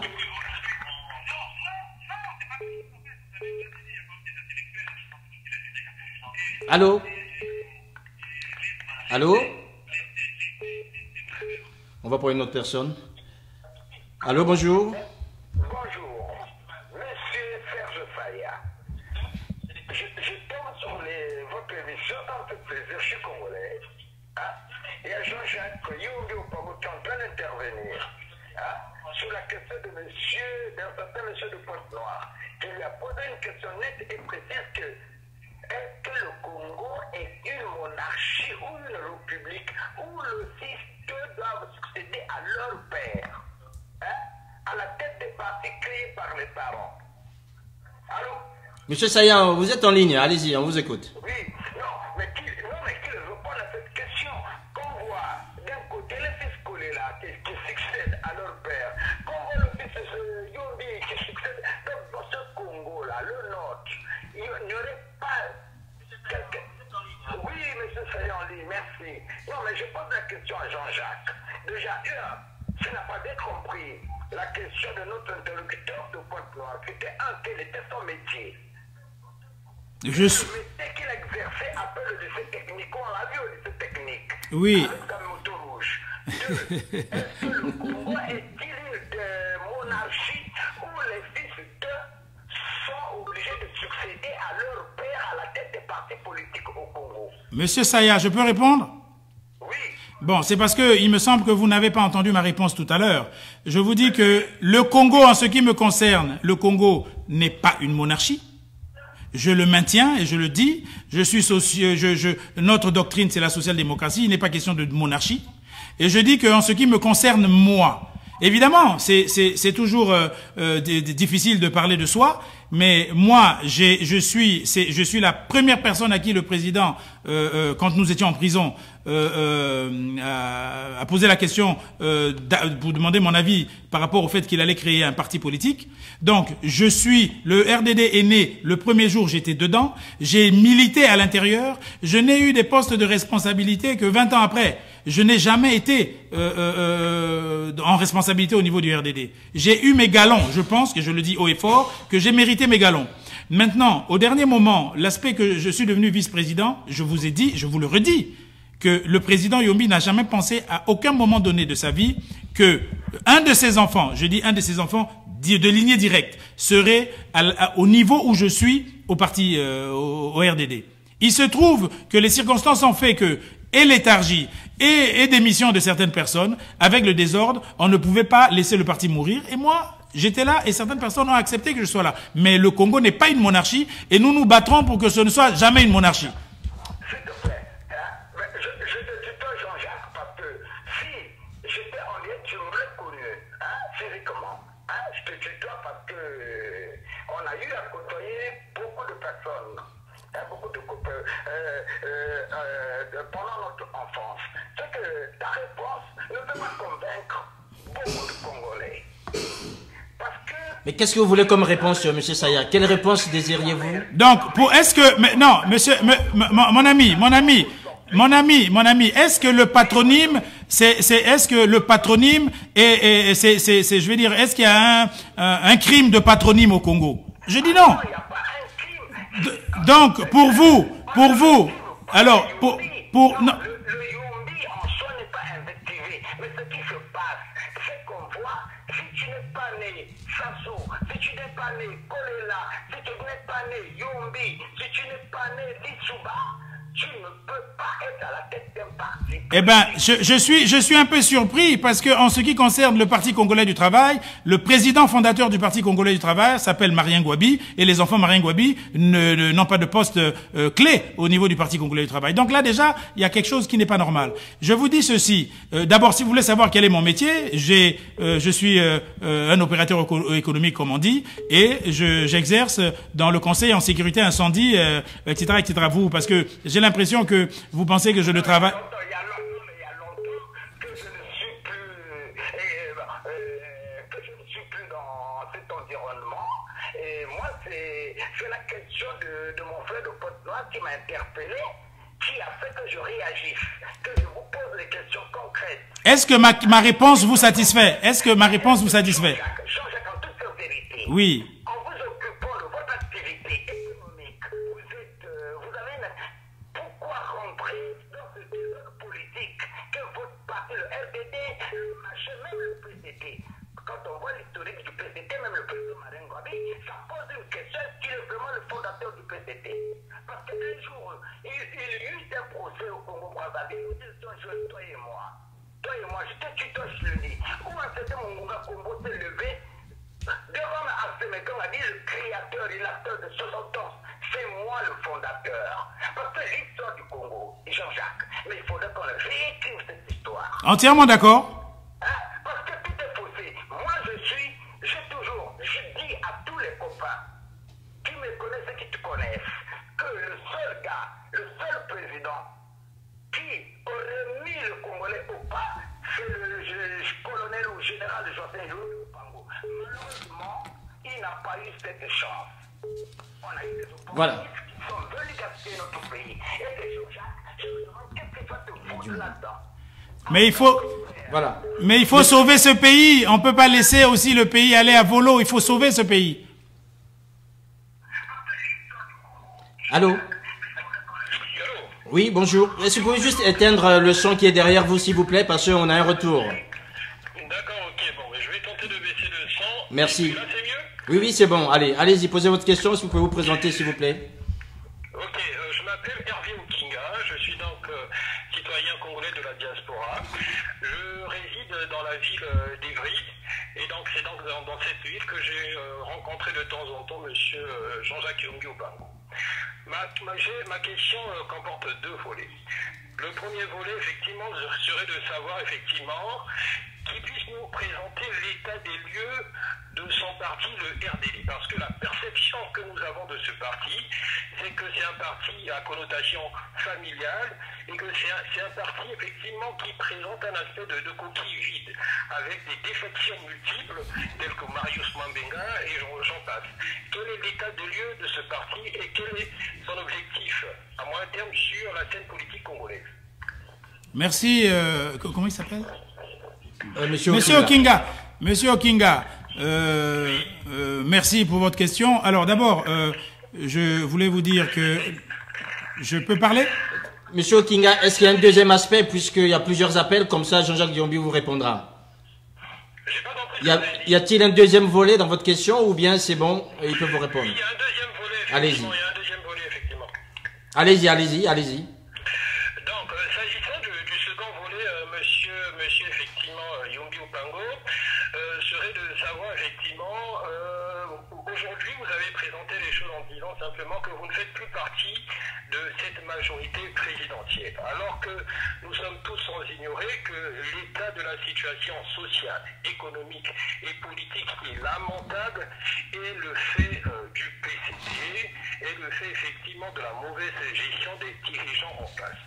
Donc ma question est de savoir effectivement quelle est la part de responsabilité que votre parti, effectivement le RDD, a dans l'état lamentable de notre pays. Et vous qui aspirez effectivement à prendre la tête de l'État, en tout cas, parti qui aspire à prendre la tête de l'État, qu'est-ce que vous comptez faire concrètement pour remédier à la situation catastrophique dans laquelle se trouve l'État congolais? Merci. Allez-y, Jean-Jacques. Alors, allô? On a quelqu'un des États-Unis. Restez en ligne, hein. Jean-Jacques Diombi répond d'abord et puis on vous prend. Restez en ligne. Alors, ce que je voulais dire, pour la première question, je veux dire les défections qu'il y a eu au niveau du parti.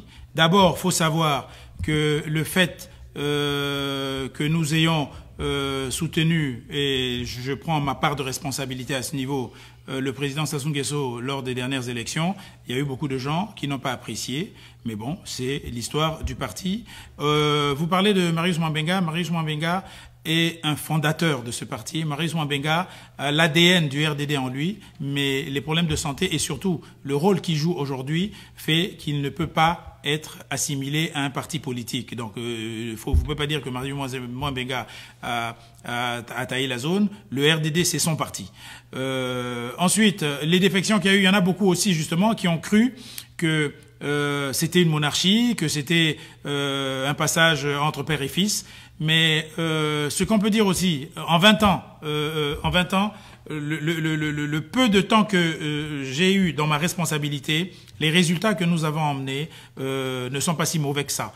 Hein? Je ne vais pas revenir parler des élections, de tout ce qui s'est passé, parce que je pense que tout le monde a suivi. Je pense que nous ne sommes pas aussi mauvais que ça. Donc nous sommes en train de réorganiser le parti, parce qu'un parti qui n'est pas organisé ne peut pas aller plus loin. Je suis en train de me battre pour réorganiser, justement du fait qu'il y a pas mal de gens qui ont quitté le parti. Eh ben, il y a d'autres ressources. Nous sommes surpris de voir qu'à l'intérieur du pays, il y a plusieurs personnes qui sont en train de nous rejoindre. Ça me surprend, c'est même agréable. Mais nous travaillons. Nous travaillons. Maintenant, en ce qui concerne les décisions par rapport au pays, écoutez, nous ne sommes dans la part de responsabilité du RDD. Ouais. À un moment donné, le RDD était au gouvernement sous le ministre Kani. Eh ben, ce qui s'est passé pendant cette période-là, le RDD doit assumer ses responsabilités. En ce qui me concerne, moi, je n'ai aucune personne en poste. Eh ben, je continue à garder ma ligne de conduite. Mais vous savez, nous sommes en politique. Nous sommes en politique. Donc en politique, il n'y a que les intérêts. Alors demain, on peut aussi changer les choses. Mais pour ce qui s'est passé en ce qui nous concerne, moi, personnellement, aujourd'hui, avec la responsabilité que j'ai au RDD, je ne peux pas dire que j'ai les mains sales par rapport à la gestion du pays. Voilà, nous avons quelqu'un d'autre qui intervient des États-Unis. Allô, bonjour. Allô, bonjour, monsieur Sirmakosso. Allez-y, présentez-vous. Jean-Jacques Yombi Opango vous écoute. C'est monsieur William Massengo. J'appelle depuis les États-Unis. En effet, je suis très ému de voir qu'il y a ce genre d'échange. Et je voulais en profiter pour poser quelques questions à notre frère Jean-Jacques. Allez-y. Monsieur Jean-Jacques, vous savez, le Congo doit se renouveler. Nous, en ce qui nous concerne, la génération 70-80, nous sommes vos cadets. Vous êtes un aîné et vous êtes toujours jeune. Et nous pensons que si le Congo doit changer, il faut que les choses, l'histoire se renouvelle. On ne fait pas du neuf avec du vieux. Il est bien beau que vous ayez des projets porteurs, que vous vous souciez du Congo, que vous vouliez faire de bonnes choses pour l'avenir du Congo. Et pourquoi ne pas vous constituer, regrouper et mettre en place des nouvelles variables qui peuvent contenir des nouvelles données, c'est-à-dire constituer des nouveaux mouvements politiques et laisser ce vieux système de vos pères, de nos pères, qui n'a peut-être pas marché pendant les 60 ou 100 ans passés. RDD, PCT, UPADES, tout ça c'est du vieux. Nous ne voulons plus être entachés par cette tare vieillissante d'un système de la guerre froide ou du communisme. Vous pouvez créer un nouveau parti politique. Vous n'êtes pas obligé d'hériter du RDD, ou encore, excusez-moi le terme d'héritage, mais de vouloir continuer dans cette doctrine qui est du RDD. Certes, on doit faire preuve de tact et de vision, tout en mettant en avant notre héritage et en allant vers la modernité. Mais il serait important que de nouveaux véhicules soient créés. Moi, je vous conseille, pourquoi vous ne le faites pas? C'est ma question. Pourquoi vous ne créez pas un nouveau parti? Vous regroupiez des jeunes à l'ère du temps, parce que le monde a évolué. Le monde n'est plus celui du RDD, ni du PCT, du PADES. Monsieur Massengo, Jean-Jacques Yombi Opango vous répond. Merci, cher ami William, cher Cadet. Alors, mais je suis à 100% d'accord avec vous. Je suis à 100% d'accord avec vous. Mais vous comprenez que moi, je viens d'arriver à ce niveau de responsabilité il n'y a pas très longtemps. Et je suis aussi en face de moi, j'ai quand même des dinosaures qui mettent les croche-pattes et tout ce que vous dites là. Mais il y a quand même, c'est vrai, peut-être, il y a en moi, j'ai envie de changer les choses. Et ce n'est pas que j'hérite de ce parti, mais je pars du principe qu'il y a beaucoup de choses que le président Yombi voulait faire pour ce pays. Donc il y a comme une espèce de goût d'inachevé, d'accord, hein? Il y a comme une espèce de goût d'inachevé, parce qu'il y a beaucoup de choses qu'il aurait pu faire. Malheureusement, on l'a combattu. Mais vous avez raison. Je suis même en discussion avec un certain nombre de choses. Mais William, je vous attends au Congo pour qu'on change les choses ensemble. Venez, on crée le mouvement. Il n'y a pas de souci. Mais pour l'instant, j'ai quand même ma base. Et aujourd'hui, il faut que je respecte ma base. Mais ne vous inquiétez pas. Nous avons l'esprit totalement ouvert. Et ce que vous dites, parce que de toutes les façons, vous savez, le RDD, c'est la sorte de marquise, mais moi, je suis panafricain déjà. Donc, ce n'est même pas au groupuscule du Congo. Moi, je pense même à un regroupement panafricain. Voyez-vous? Mais tout ça, il faut avoir des cadres qui ont envie pour pouvoir aller. Mais chez nous, il y a toujours des croche-pattes, il y a toujours de la main noire, il y a toujours des gens qui pensent que, bon, pourquoi celui-là? Aujourd'hui, si j'ai une idée et que je l'avance, on va dire, bon, pourquoi vous voulez que ce soit le fils Yombi? On va pas penser que Jean-Jacques peut aussi avoir des idées. C'est tout ça qui est un poids que je dois aussi porter. Voilà. Merci, je ne sais pas William. si je vous ai répondu. Très bien, mais je suis content de vous voir être aussi enthousiasmé, mais toujours est-il que vous ne serez jamais cru. Parce que nous sommes dans un contexte politique ou géopolitique qui est très particulier au Congo. Non seulement nous sommes en Afrique, nous connaissons l'Afrique dans ses habitudes, mais personne ne vous croira même si vous avez de bonnes intentions. Mais alors, dans ce cas, vous voulez que je meure avant même d'avoir existé? Non, ce n'est pas ça. Il faut savoir être stratège et faire des choses bien, à l'ère du temps, s'adapter aux conditions du moment dans lequel vous vous trouvez. Monsieur Yombi est un grand homme, c'est un père, mais il a échoué. Il faut nous dire les choses. Il a échoué au profit de monsieur Sassou, qui n'a non plus pas fait les choses de façon convenable. Donc vous, déjà, vous avez cette chance et cet avantage d'être fils Yombi, tout comme les autres fils Sassou, les Souba et autres. Mais oublions les parties de nos papas. Nous sommes assez adaptés aux conditions nouvelles et intelligentes pour que nous créions des structures qui regroupent tout le monde, que nous profitions de l'héritage, des avantages, de l'expérience de nos pères, tout en évitant les erreurs qu'ils ont commises dans le passé, en mettant en place de nouveaux véhicules. C'est tout ce que moi je vous demande. Tout ce que vous faites est très bien, je vous encourage. Mais laissez le RDD. Moi, je veux que vous créer un nouveau parti, que tous nous allons prêter main forte. Nous vous suivrons. C'est ça, c'est aussi simple que ça. Je suis au Congo tout le temps. Moi, je suis prêt à travailler avec vous pour le cadre du renouvellement de la classe politique, pour apporter plus d'investissement au Congo, plus d'emplois pour les jeunes, plus de conditions sanitaires et sociales au Congo. Mais avec de nouveaux véhicules, on ne peut pas avoir confiance. Il y a ce truc, quand vous êtes mordu par le serpent, il suffit que vous voyez un lézard dans l'herbe, vous fuyez parce que vous avez peur, vous êtes traumatisé. Vous comprenez ce que je veux dire? Je comprends tout à fait. Malheureusement, je vous comprends tout à fait. Merci William. Merci beaucoup, merci beaucoup. Mais quand vous venez au Congo, eh ben, prenez contact avec moi. Prenez contact avec moi, ça me ferait plaisir. Voilà, en attendant que William prenne contact avec vous, Jean-Jacques Yombi, plusieurs questions. Vous comprenez que c'est très rare d'avoir un Yombi, je dirais, en live comme ça. Donc les gens aussi, peut-être, refont 40 ans d'histoire. Et vous comprenez donc l'intérêt, peut-être que nous prolongeons un peu plus, puisque ça fait plus d'une heure que nous sommes en direct, mais les questions continuent de fuser. Il y a Elvis Kakou, donc, que je salue en passant, qui pose la question suivante. À écouter Jean-Jacques, le général Yombi Opango ne serait pour rien dans l'assassinat du commandant Marin Gwabi. Soit...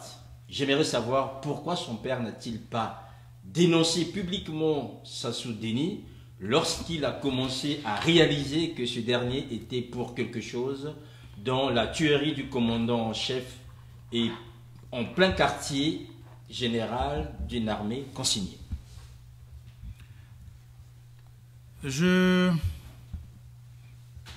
Ah, mon cher frère Elvis. Hein, je me disais bien qu'il fallait bien que je te salue, Elvis.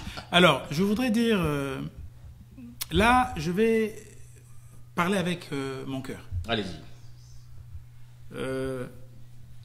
En ce qui me concerne, ça fait partie, personnellement, des erreurs que le président Yombi a commises et je crois qu'il le paye encore aujourd'hui.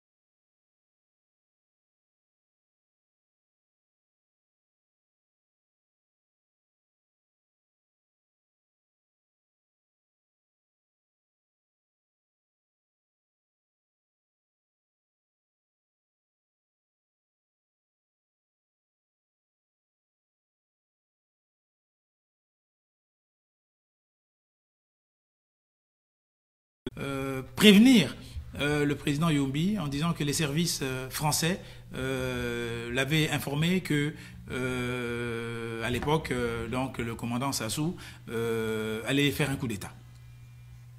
Le président Yombi a été prévenu. Le président Mobutu, qui aimait beaucoup son jeune frère, le président Yombi Opango, a demandé à ce que son directeur de protocole vienne à Kinshasa. Il lui a transmis un message, pareil. Mais je crois que la confiance strictement aveugle que le président Yombi Opango faisait au vice-président, eh ben écoute, lui a coûté cher, quoi. Voilà. Parce que la personne, quand elle est venue demander, le président a convoqué son jeune frère et a dit bon, ben tiens, Denis, Henri, tu peux dire ce que Mobutu t'a dit. Et le président Sassou Nguesso était rouge de peur et de colère. Il a pointé le doigt à mon oncle, monsieur Henri, qui était là. Et depuis, justement, paix à son âme, et depuis, la galère pour ce brillant colonel a commencé. Mais c'était une confiance, il avait confiance. C'est des erreurs de la vie, il lui faisait confiance aveuglement. Voilà, c'est tout ce que je peux dire. Maintenant, dans sa vie, dans son histoire, ben, écoutez, il en paiera les conséquences. C'est tout ce que je peux dire. Voilà, c'est tout ce que vous pouvez dire, Jean-Jacques Yombi Opango. Est-ce que vous comprenez que les Congolais soient encore passionnés, notamment par ce drame, ce point d'histoire? Aujourd'hui, on voit le PCT et Sassou Nguesso quasiment se pavaner dans tout le Congo en se glorifiant par rapport à cet épisode. Et on voit aussi, vous, du côté des Yombi, une famille meurtrie avec une histoire tronquée. Est-ce que vous comprenez que les Congolais continuent à porter ça malgré tout ce qu'on a, alors qu'on a connu d'autres drames dans le pays, hein? Oui, mais vous savez, il n'y a pas que la famille Yombi, hein. Aujourd'hui, je pense à mon grand frère Robert Massamadeba, je pense à cette famille qui aujourd'hui ne savent pas où leur père a été enterré. Il y a d'autres personnes, il y a plein de personnes qui sont... vous savez, à ce niveau-là, je ne peux pas parler que de la famille Yombi. C'est pour ça que je dis qu'ils n'avaient pas le droit de fêter avec pompe les 40 ans de l'histoire. Alors pour eux, le PCT, à partir du 5 février, est l'alpha et l'oméga du PCT. Non, ce n'est pas normal. C'est pour ça que je dis, il y a des douleurs qui sont... je pense à la famille Kikadidi, ce sont mes frères, ce sont mes amis. Voilà un monsieur qui a été abattu, il n'était pas armé. Bon, toutes ces choses-là, c'est un tout. Je ne peux pas venir là parler... C'est vrai, je parle de mon expérience parce que j'ai vécu, mais quand il s'agit de mort d'homme, je ne peux pas m'arrêter à la famille Yombi. Et le fait aujourd'hui qu'on ne sache pas ce qui s'est passé, beaucoup de gens supposent, mais moi je ne peux pas venir confirmer des choses. D'abord j'étais en France, je ne peux pas venir confirmer des choses, il y a des supputations. Je laisse l'histoire aux historiens, j'espère qu'on pourra trouver des solutions demain. Voilà, en attendant de trouver des solutions, il y a Ludovic Bienvenu Mwanda. Monsieur Jean-Jacques Yombi, philosophiquement parlant, en prenant la tête d'un parti qui appartenait à votre père, vous devez le tuer et par après, le ressusciter par une nouvelle idée. Je tiens à signaler que tuer, ce n'est pas lui tirer une balle dans la tête. Ce n'est pas dans mes habitudes. mais vous avez raison. Vous avez raison. De toutes les façons, je vais vous dire que nous allons justement rentrer dans certaines activités du parti politique, du RDD, à savoir que nous allons justement sortir un livret, très bientôt vous allez le voir, où nous allons expliquer aux militants, on va mettre la biographie du président Yombi, on va expliquer la doctrine, l'histoire du RDD. Ça, c'est le b.a.-ba que chaque militant aura chez lui. Mais maintenant, la vision de Jean-Jacques Yombi Opango, eh ben, vous le saurez le moment venu. Il faut d'abord que le congrès se fasse, et il faut d'abord que les élections démocratiques au sein du parti se fassent pour que je puisse prétendre faire évoluer les choses. Pour l'instant, je ne suis que le vice-président et croyez-moi, le président Yombi Opango a encore toute sa tête et c'est encore lui qui dirige. Satmissile, que pense-t-il, donc vous, de la nouvelle taxe d'habitation étant fils du Congo et la libération des prisonniers politiques? Mais écoutez, en ce qui me concerne, vous parlez de la libération de prisonniers politiques. Mais moi, j'estime qu'il ne peut même plus avoir de prisonniers politiques. Donc, me poser la question, je me suis déjà exprimé à ce niveau, on doit libérer les prisonniers politiques. D'autant plus que quand on gratte, c'est du n'importe quoi. On est allé négocier par rapport à ce qui s'est passé dans le pool avec une personnalité, un personnage qui a commis des actes graves. Mais ceux qui sont en prison n'ont fait que parler, n'ont fait que dénoncer, n'ont fait que ne pas accepter. Mais on doit les libérer.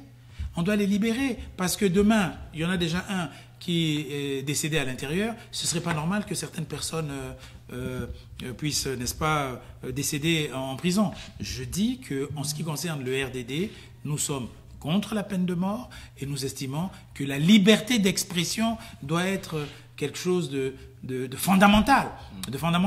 Moi, je m'exprime, je n'insulte personne, je ne fais que relater des faits, certains faits qui m'ont été transmis, mais je vais rentrer au pays parce que j'estime que la liberté, c'est la liberté. Et il ne faut pas faire aux autres ce que vous n'aimerez pas qu'on vous fasse demain. Voilà. Donc, en ce qui me concerne, les prisonniers politiques, il ne doit pas avoir de prisonniers politiques. Et il vous souviendra que le président de la République, je crois que c'est en 90, le 13 août, je crois, si j'ai bonne souvenance, parce que a fait un discours, au Congo, il n'y a plus et il n'y aura plus de prisonniers politiques. Évidemment, c'est avant la guerre, et c'est grâce à cette phrase qu'il a libéré à l'époque le président Yombi Opango, que moi-même, personnellement, je suis allé chercher en prison. Donc, il faut libérer ces personnes, parce que ce qu'elles ont fait n'est pas plus grave que les crimes, que les actes de terrorisme qui ont été posés dans un secteur de notre pays. Il y a donc Elvis Kakou qui revient un peu à la charge. Cher Sir Makosso, au moment où Jean-Jacques a commencé à répondre à ma question, il y a eu un problème au niveau du son et du réseau. Est-ce que vous pouvez rapidement résynthétiser pour notre ami Elvis Kakou, puisque cette réponse il attendait, je pense, avec beaucoup d'impatience. Mon cher frère Elvis, on va t'envoyer l'élément par WhatsApp, oui, parce que tu exagères. Hein? On va t'envoyer l'élément par WhatsApp. Voilà, ça a été enregistré, voilà. Donc ne vous en faites pas. Quand on va faire le replay, Elvis Kakou, vous aurez à ce moment-là la réponse à votre question. Il y a donc Ludovic Mwanda, toujours. Le silence et la confiance aveugle de votre père a coûté cher au pays et surtout pour la mort incommensurable du cardinal Émile Biaenda. Au moins la mort du cardinal pouvait interpeller le général Yombi, mais pas jusque-là, mon Dieu. Mais ça, c'est des questions qu'il faudra lui poser. Hein. Mais quand je vous dis que c'est une page sombre de notre histoire, eh ben, tout ça, c'est des croix noires qu'il devra porter. Mais tous ceux qui ont poussé les personnes à agir comme ça sont encore là, se connaissent. Mais c'est un acte dramatique et je crois que depuis ce jour-là, je crois que le Congo est maudit. Hein. Je ne peux pas répondre à... Vous me posez là des questions assez difficiles. Je ne peux pas répondre à cela. Mais bon, c'est des croix, c'est des histoires, des erreurs graves que des hommes peuvent poser. Mais je dis, effectivement, vous condamnez pour le silence. Mais je peux vous garantir une chose. Il n'a jamais donné des instructions dans ce sens. Et bien qu'étant militaire, le président Yombi Opango n'aime pas du tout les armes, donc il n'a jamais donné des instructions dans ce sens. Et tout ceci, n'oubliez pas, et ça, n'oubliez pas que tout ceci se passe à une période, retenez les dates, retenez bien les dates. Le président Yombi Opango a pris ses responsabilités le 6 avril. Voilà, il y avait une question donc de M. Ngasaki. Que vaut le RDD si son fief à Ouando est préempté par le PCT et par Sassou, et que par ailleurs on ne vous voit pas animer l'opposition aux côtés de ces vrais leaders que sont Boao, Mounari? Merci de rassurer tous ceux qui pensent que le Congo est agonisant simplement parce que le président Yombi, par mollesse, avait laissé Sassou faire. Ah, dis donc, ça c'est je dirais des coups bas. Écoutez, vous me posez des questions assez compliquées. Quoi qu'il advienne, je l'ai déjà dit, pour l'heure, le RDD est dans sa phase de restructuration. Il faut vraiment que je restructure le RDD au niveau national. Maintenant, je vais discuter avec certaines personnes. Je suis libre de discuter avec qui je veux. On va échanger. parce que je les connais tous. Certains sont mes grands frères, certains sont des frères. Je vais discuter avec eux pour savoir justement ce qu'on peut emmener pour changer les choses dans ce pays. Mais comme vous pouvez le voir aussi, les codes ont changé. Il y a les jeunes qui arrivent, qui nous poussent aussi à la sortie, mais on va réfléchir pour trouver des solutions parce qu'il faut sauver ce pays. Il faut sauver ce pays, ça ne peut pas continuer comme ça. Ça ne peut pas continuer comme ça. Que pense le RDD de cette idée du dialogue, Jean-Jacques Yombi? Dialoguer avec qui? Avec le pouvoir en place. Mais je sais pas, il y a un organisme qui a été créé. Il y a un organisme qui a été créé, je ne sais pas comment ça s'appelle d'ailleurs. Géré par M. Berry. Je ne sais pas quoi du dialogue, voilà. Et cet organisme, qui est une institution, je crois, mais c'est aussi une grosse arnaque, parce que maintenant que cet organisme est créé, dans cet organisme, il y a 60 places pour les partis politiques, 20 pour la mouvance, 20 pour le centre, 20 pour l'opposition. Tout le reste, sur 300 et quelques, c'est soit la primature, soit la présidence, soit ceci, soit cela, enfin bref. Si l'opposition veut se retrouver dans un dialogue géré par cette structure, il n'y aura que 20 personnes. Donc c'est pire que ce qu'il y avait avant. Mais aujourd'hui, je pense qu'il faut quand même que le pouvoir prenne le courage d'appeler les uns et les autres pour qu'on essaie de disséquer. On n'a pas demandé la conférence nationale, nous comprenons qu'ils sont traumatisés par la conférence nationale. Mais il faut que les Congolais se retrouvent. Il faut que les Congolais se retrouvent. Et moi, je pense justement que les Congolais peuvent se retrouver, on discute franchement, allez, on se parle, on s'engueule, et après, on repart d'un bon pied. C'est encore possible. C'est encore possible. Mais aujourd'hui, je pense que le président lui-même peut accepter, mais c'est autour de lui... c'est des sbires qui sont là, qui pour eux, la seule chose qu'ils voient, c'est la perte du pouvoir. La seule chose qu'ils voient, c'est la perte du pouvoir. Ils ne se rendent même pas compte qu'il a un âge où il faut qu'il aille se reposer aussi. Parce que ce monsieur, si ça continue comme ça, mais sa famille va le tuer. Est-ce que vous avez l'opportunité de lui parler, étant donné que c'est un père? Ben écoutez, à une certaine époque, oui. Bon, maintenant, les portes sont fermées. Depuis que je me suis présenté à Owando, les portes sont fermées. Maintenant, écoutez, s'il m'appelle, je discute avec lui. Vous savez, quand je discute avec le président, je discute avec lui franchement. Il le sait, c'est mon tempérament. Quand nous avons accompagné le président contre la volonté de notre base, c'était parce que je partais du principe que nous pouvons nous retrouver en face du président de la République et justement dire au président de la République, Monsieur le Président, je pense qu'il faut faire comme ça, parce que là, voilà. Nous avons accepté de l'accompagner. Moi, personnellement, je l'ai accompagné en 2016 à Owando, à Makwa, à Bunji, etc., parce que ce n'était pas pour être un béni, oui, c'était pour tout respectueusement, tout respectant le président de la République, lui dire que, bon, là, il y a un problème, Mais si on n'écoute qu'une sirène et que ce sont que des bénis oui, on ne peut pas changer les choses. Parce que même s'il veut corriger le tir, il faut déjà qu'il sache que le tir n'est pas bon. Mais si personne ne lui dit, il ne changera rien. Et le pays va continuer à aller comme ça, c'est dangereux. Il y a Joshua Mathieu. Pourrait-il nous expliquer son coup de gueule des dernières élections législatives à travers une conversation téléphonique avec son père où il réclame la victoire dans une circonscription à Owando et son père lui demande d'appeler Ndenge? Alors d'abord, ce n'est pas une conversation avec mon père, c'est une conversation avec un de mes oncles. C'est parce que la situation était assez tendue là-bas.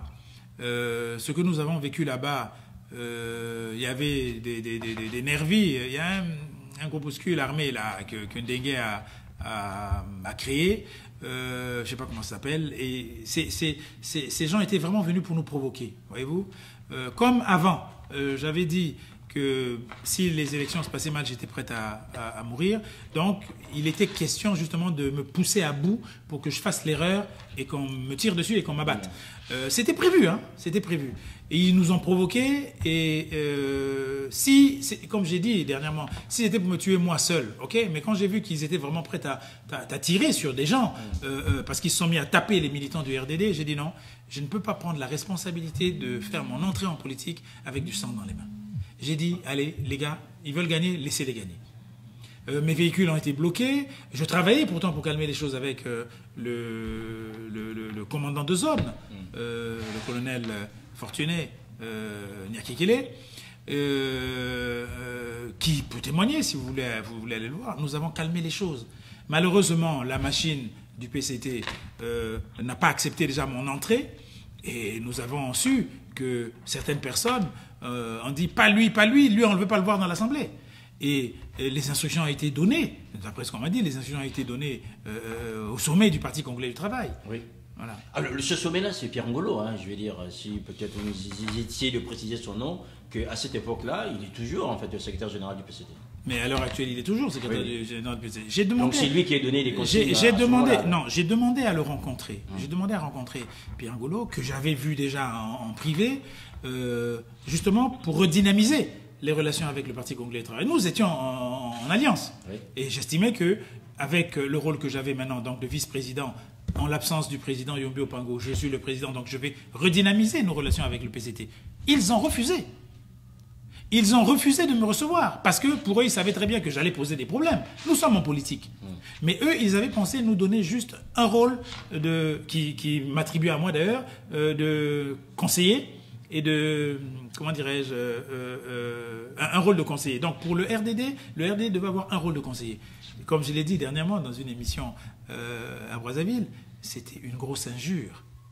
C'était une grosse injure que moi j'ai dit non. Et j'ai dit, quand j'ai vu qu'ils commençaient à préparer les choses comme ça, c'est à ce moment-là que j'ai suspendu les relations. Quand on suspend les relations en politique, c'est un appel du pied. Mais pour eux, le RDD, Jean-Jacques ne représente rien, il ne fera rien, etc., etc. Voilà. On a une question en ligne. Allô? Oui, allô? Oui, bonjour. Oui, bonjour. Pouvez-vous présenter? Jean-Jacques Yombi Opango vous répond. Oui, donc je me présente Noir de Cause. Et d'abord, bonjour à tous les deux et aux éditeurs. Donc, en fait, moi, je veux lancer un coup de gueule. Et en fait, comme on nous a demandé la liberté d'expression, donc, en fait, je veux lancer un coup de gueule. D'abord, en fait, j'ai une petite question à la poser. Est-ce que... parce que je ne comprends pas, il y a Joachim et Yombi. D'abord, Jean-Jacques. Est-ce que entre Jean-Jacques, il a exercé dans les postes ministériels ou pas? Non. Rapide. Non. D'accord. Donc, en fait, en gros, nous, la jeunesse congolaise, nous ne voulons plus que ça soit Yombi, ça soit, comment il s'appelle, Kolela, MTDD, RDD, PCT, tout ça là. Nous ne voulons plus de ça. Nous ne voulons plus de ça. Laissez-nous la paix, s'il vous plaît. Ça soit des Kiki, ça soit de Jean-Jacques, ça soit des autres là, de Mariens qui sont encore là-bas, des colonels, tout ça là. Nous ne voulons plus de ça. Laissez-nous la paix, s'il vous plaît. S'il vous plaît. De toute façon, vous avez le compte à rendre. En plus, vous l'avez dit, vous l'avez bien dit, vous avez accompagné monsieur le président, votre président. Il n'est pas notre président à nous. Et en plus, quand vos parents sont emprisonnés, vous êtes fous.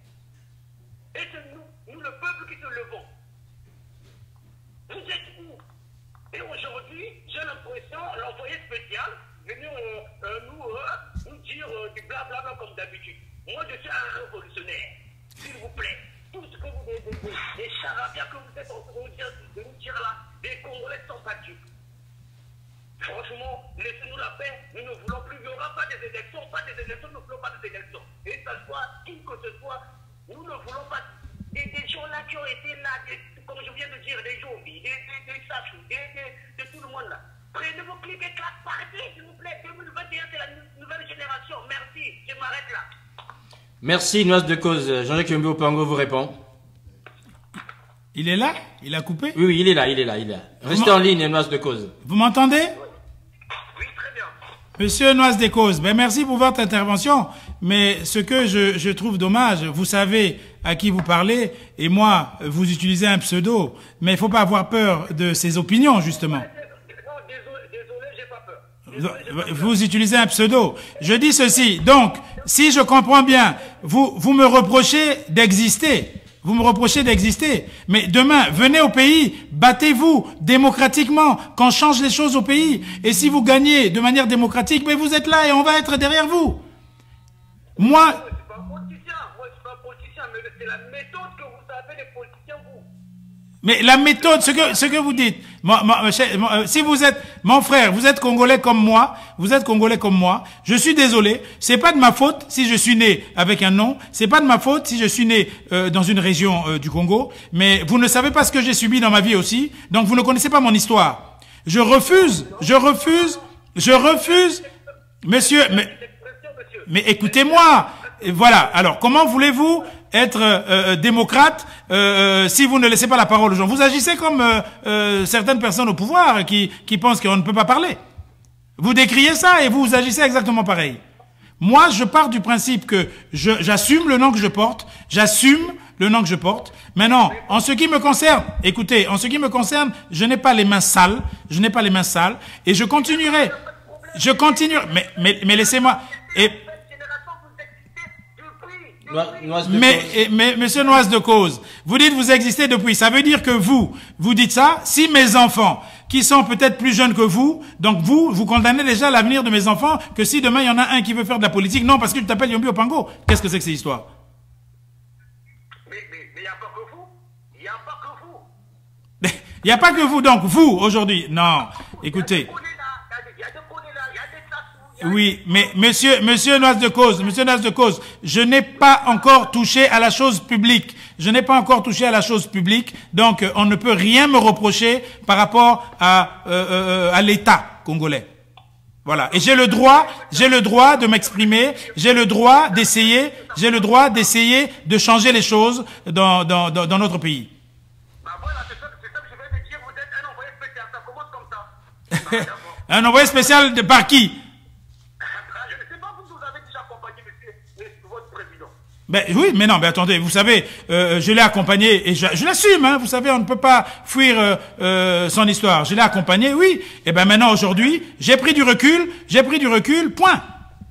Mais d'accord, vous l'avez bien dit, vous l'avez très bien souligné, en politique, il y a que des intérêts. Donc vos intérêts là, c'est bon. Nous voulons les intérêts du peuple. Voilà. Mais c'est des intérêts quand même. Il n'y a que des intérêts. Vous voulez des intérêts du peuple, mais c'est des intérêts quand même. Vous avez bien attiré des intérêts, tout ça là nous voulons, ça suffit, vous avez déjà, le peu que vous avez déjà eu, c'est bon, basta, merci. Je m'arrête là. Merci Noise de Cause. Voilà, mesdames, messieurs, vous êtes donc en direct sur Ziana TV, la chaîne au cœur des diasporas, sur 100% direct spécial, avec un homme, Jean-Jacques Yombi Opango. On arrive bientôt à la fin, Jean-Jacques Yombi Opango. Une question donc d'Alexis Passy, toujours en lien avec ces élections de 2021. Au regard du statu quo sociopolitique issu d'une crise électorale non soldée, pensez-vous responsable de se projeter ou de parler des présidentielles en 2021? Écoutez, qu'on le veuille ou non, il m'écoute? Il vous écoute. Restez en ligne, on va vous prendre tout à l'heure. Ça, c'est un appel du Luxembourg. Allez-y. Écoutez, mon avis importe peu. Restez en ligne, s'il vous plaît, on va vous prendre tout à l'heure. Restez en ligne. Mon avis importe peu. Il y a un pouvoir qui est là, qui va exercer son rôle, et en 2021, il y aura des élections. Donc je pense que ceux qui veulent se présenter ont intérêt de se préparer, parce qu'il y aura quand même élection. Je ne vois pas pourquoi il n'y aura pas des élections en 2021. Maintenant, qui se présentera, on le saura le moment venu. Il y a plusieurs questions. Est-ce que vous serez candidat, par exemple? Est-ce que vous serez candidat? Parce que c'est la question, par exemple, je dirais, de Stéroï, Christ, Mo Christo. Vous avez des ambitions présidentielles pour 2021? Votre parti RDD existe depuis toujours. Enfin, déjà, est-ce que vous avez des ambitions personnelles? Je voudrais dire... Si le parti vous investit, est-ce que vous irez? Bien sûr. Voilà, c'est ce que je voulais dire. Oui. C'est que nous sommes un parti, nous sommes organisés. Il y a un congrès qui va se faire en 2020. Et effectivement, si le parti décide, eh ben pourquoi pas. Mais quand on fait de la politique, c'est quand même pour accéder au pouvoir. Voyez-vous, mais pour l'instant, ce n'est pas du tout d'actualité. Parce qu'il faut que l'on se réorganise. C'est pas du tout d'actualité. Voilà, on va donc prendre cet appel du Luxembourg. Pardon, vous qui nous suivez d'Angleterre, j'ai vu que vous voulez rentrer. Restez en ligne, on vous prendra. Allô, bonjour. Bonjour, Tchirmakosso, c'est monsieur Gamba Lionel à l'appareil depuis le Grand-Duché de Luxembourg. Monsieur Gamba, Jean-Jacques Yombi Opango vous écoute. Bonsoir, monsieur Jean-Jacques Yombi Opango. Bonsoir, monsieur Gamba. Voilà, j'ai juste une petite question à poser qui ne rentre peut-être pas aussi dans le cadre habituel de la politique. Moi, voulais parler un peu de la culture. La question que j'aimerais vous poser, vous en tant que Congolais, que pensez-vous de la situation culturelle, du niveau culturel de notre pays, tant à l'intérieur qu'à l'extérieur du pays? Et ensuite, ma deuxième question, c'est de vous demander, êtes-vous au courant du gala de la nuit de poule, un gala de bienfaisance qui va se passer le 24 mai 2019 à Nanterre, au cours duquel tous les Congolais sont invités à venir voir ce que les ressortissants de poule vont pouvoir montrer au reste du monde et au reste des Congolais. Voilà. Merci pour votre question. Alors, le niveau culturel au Congo, je crois que nous avons quand même un gros problème au niveau culturel, mais je pense aussi que c'est la conjoncture économique qui joue avec. Nous avons quand même des acteurs qui ont envie que les choses changent au Congo, mais malheureusement, les moyens ne suivent pas. En tout cas, l'État n'aide pas beaucoup les artistes congolais.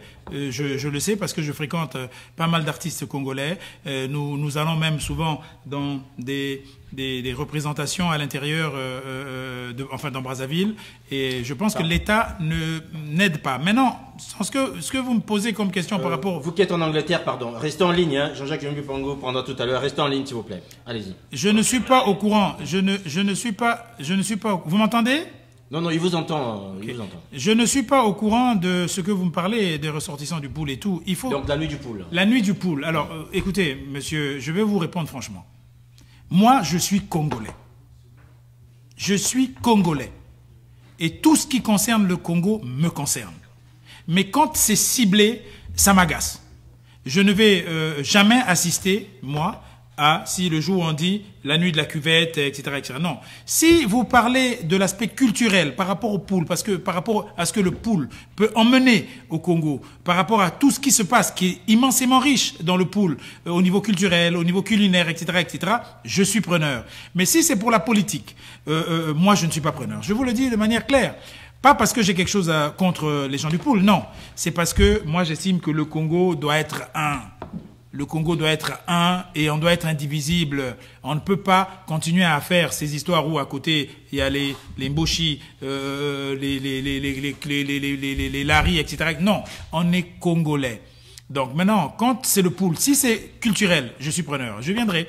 Mais si c'est pour aller là-bas et que tout de suite, le fait que moi je sois présent, on commence à m'indexer comme un nordiste, ça je ne vais pas supporter, je ne veux pas ce genre de choses. Mais moi je dis, je suis Congolais, fier d'être Congolais, et je défendrai les intérêts du Congo tout entier. Voilà. Voilà, merci Lionel Gamba, je pense que vous aurez peut-être un droit de suite. On prend d'abord l'Angleterre, et si vous voulez rappeler, vous rappellerez. Allô, bonjour. Bonjour. Allez-y, vous pouvez vous présenter, Jean-Jacques Yombi Pango vous répondra. Ok, je m'appelle Magloire Massalo, depuis l'Angleterre. Oui, j'ai suivi une petite partie de l'intervention, de l'interview de Jean-Jacques Yombi Pango. Allô? Oui, donc j'ai bien suivi son intervention et j'ai bien entendu qu'il a dit qu'à un moment il a accompagné le président qui est là-bas. Et donc à l'entendre parler au jour d'aujourd'hui, il n'accompagne pas. Alors, 2021 arrive pour les élections. Si on fait la lecture de la vie politique au Congo, je pense qu'il y a 3 oppositions. Et donc, si M. Yombi n'accompagne plus Sassou, ça veut dire qu'il est opposant. Alors, de quel côté de l'opposition ira-t-il? Est-ce que c'est l'opposition Mathias Ngo, opposition à Mabiala ou opposition Mounari? Je peux répondre? Oui, j'ai fini. Merci. Merci pour votre question. Merci pour votre question. Et pourquoi vous ne pensez pas qu'il peut avoir une opposition Jean-Jacques Yombi? Ah, ok. Ben, oui, parce que vous pensez que... Non, vous pensez qu'on fait la politique pour être le support d'autres personnes. Non, on peut aussi avoir des idées, novatrices. On n'est pas obligé d'être opposant. Quand je dis le RDD est au RDD, parce que pour l'instant nous nous restructurons. Voyez-vous, je ne me sens pas bien. Enfin, je ne me sens pas bien. La mouvance. J'ai accompagné le président Sassou Nguesso. J'ai perdu 70% de mon aura avec ma base. Même si j'ai pas été récompensé, c'est pas grave. Nous assumons, ok. Et aujourd'hui, je ne peux pas être au centre, comme je l'ai expliqué, parce que le centre est géré par la mouvance. Donc, si je dois aller au centre, autant il fallait que je reste à la mouvance pour continuer avec la mouvance. L'opposition, effectivement, vous dites l'opposition est plurielle. Laissez-moi le temps de prendre contact avec les uns et les autres, que je connais très bien. Hein. Tous ceux que vous citez, je les connais très bien. Mais laissez-moi le temps de prendre contact avec les uns et les autres. Mais je refuse de prendre contact avec eux tant que moi-même, je ne suis pas organisé. Parce qu'ils vont me poser la question, mais vous êtes où, vous faites quoi, etc., etc. Maintenant, après, nous pouvons avoir des idées novatrices. Et pourquoi nous ne pas être la locomotive d'un genre d'opposition aussi? Parce qu'automatiquement, vous voulez que, qu'on soit les suppôts de quelqu'un. Pourquoi? Nous aussi, nous avons des idées. On peut aussi défendre nos idées. Je ne sais pas si j'ai répondu à votre question. Oui, c'est bien clair. Merci.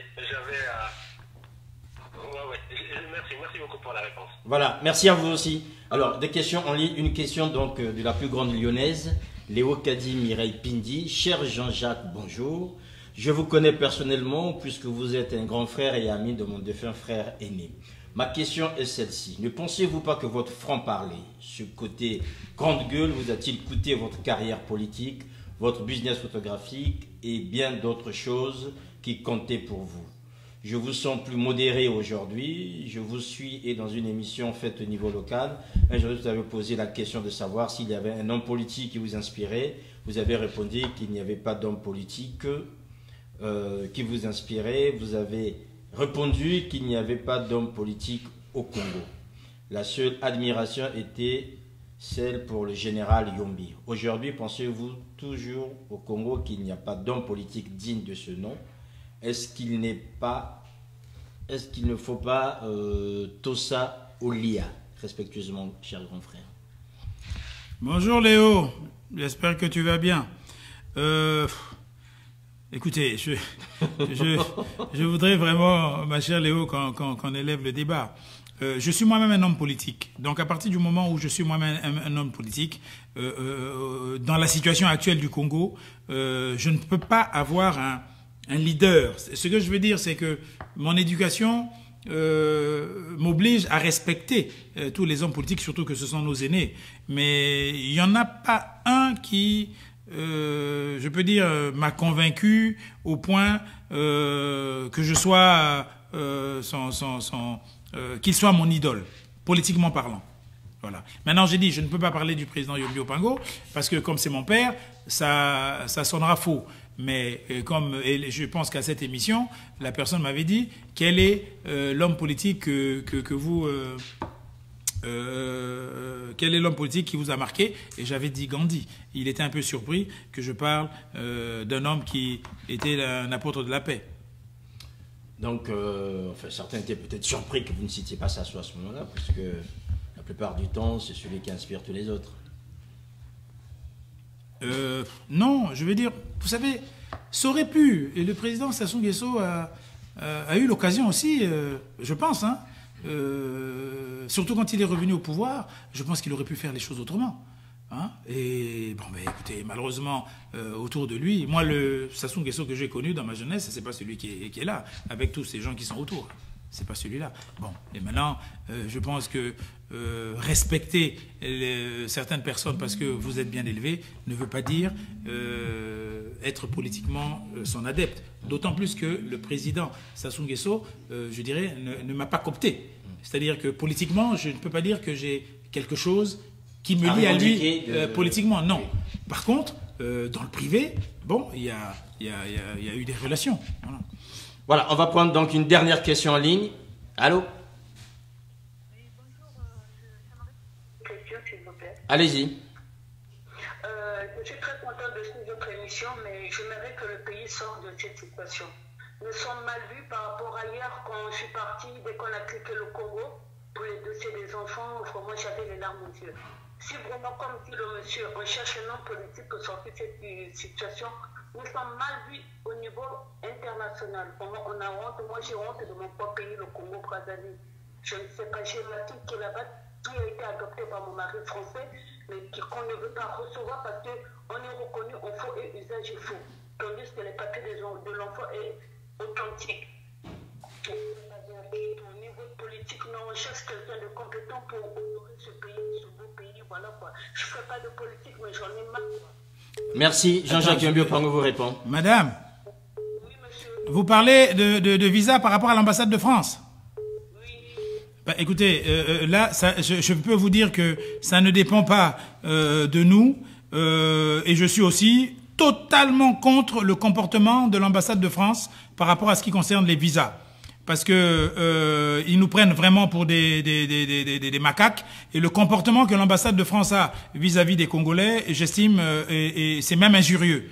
Mais tout ça, c'est de notre faute. C'est la faute des politiques qui ne sont pas capables de rendre l'appareil au niveau de Paris. Alors, vous savez, c'est une honte quand vous voyez comment les choses se passent pour le visa là-bas. C'est une honte. Monsieur, vous êtes un homme très honnête. Ce que vous dites, je vous félicite parce que l'avocat l'a dit hier. Ma fille a eu un jugement d'une adoption qui était exécutorée ici en France. Mais tous les papiers au niveau du ministère des Affaires étrangères, partout, ont été changés. Même le nom, elle porte un nom de mon mari français. Ma petite fille a eu la tutelle légale, son père a donné la tutelle à mon mari et la tutelle a été changée en tutelle française. En ce qui concerne qu'on demande que l'enfant vienne, la petite fille est inscrite. Ma fille est inscrite parce qu'elle est adulte. Il refuse de recevoir ma fille. Elle n'a jamais eu des empreintes, mais ça fait 3 fois de suite. Elle a pris de rendez-vous dès qu'on la voit à l'entrée. On ne veut pas la faire rentrer. Je ne sais pas avec qui me tourner, mais je prie que dans le pays, il y ait des gens comme vous qui dites la vérité, qui doivent taper au niveau international. On en a marre. On n'est pas des bêtes, c'est pas nous. C'est nous qui subissons pour le mal que nos dirigeants politiques font. Essayez de faire quelque chose, de trouver quelqu'un qui peut défendre le Congo au niveau international, surtout ici en France. Mais madame, je vous conseille, aujourd'hui, vous savez, en France, il y a le président Macron qui est là. Je vous conseille d'écrire directement aux affaires étrangères. Il y a des choses qui peuvent se régler comme ça parce que les comportements inhumains et irrespectueux des services, des fois, ils ne sont pas au courant. D'accord, merci monsieur. Vraiment, continuez dans ce droit chemin. Dieu va vous aider. En plus, vous êtes un bel homme et vous êtes courageux. Continuez dans ce droit chemin.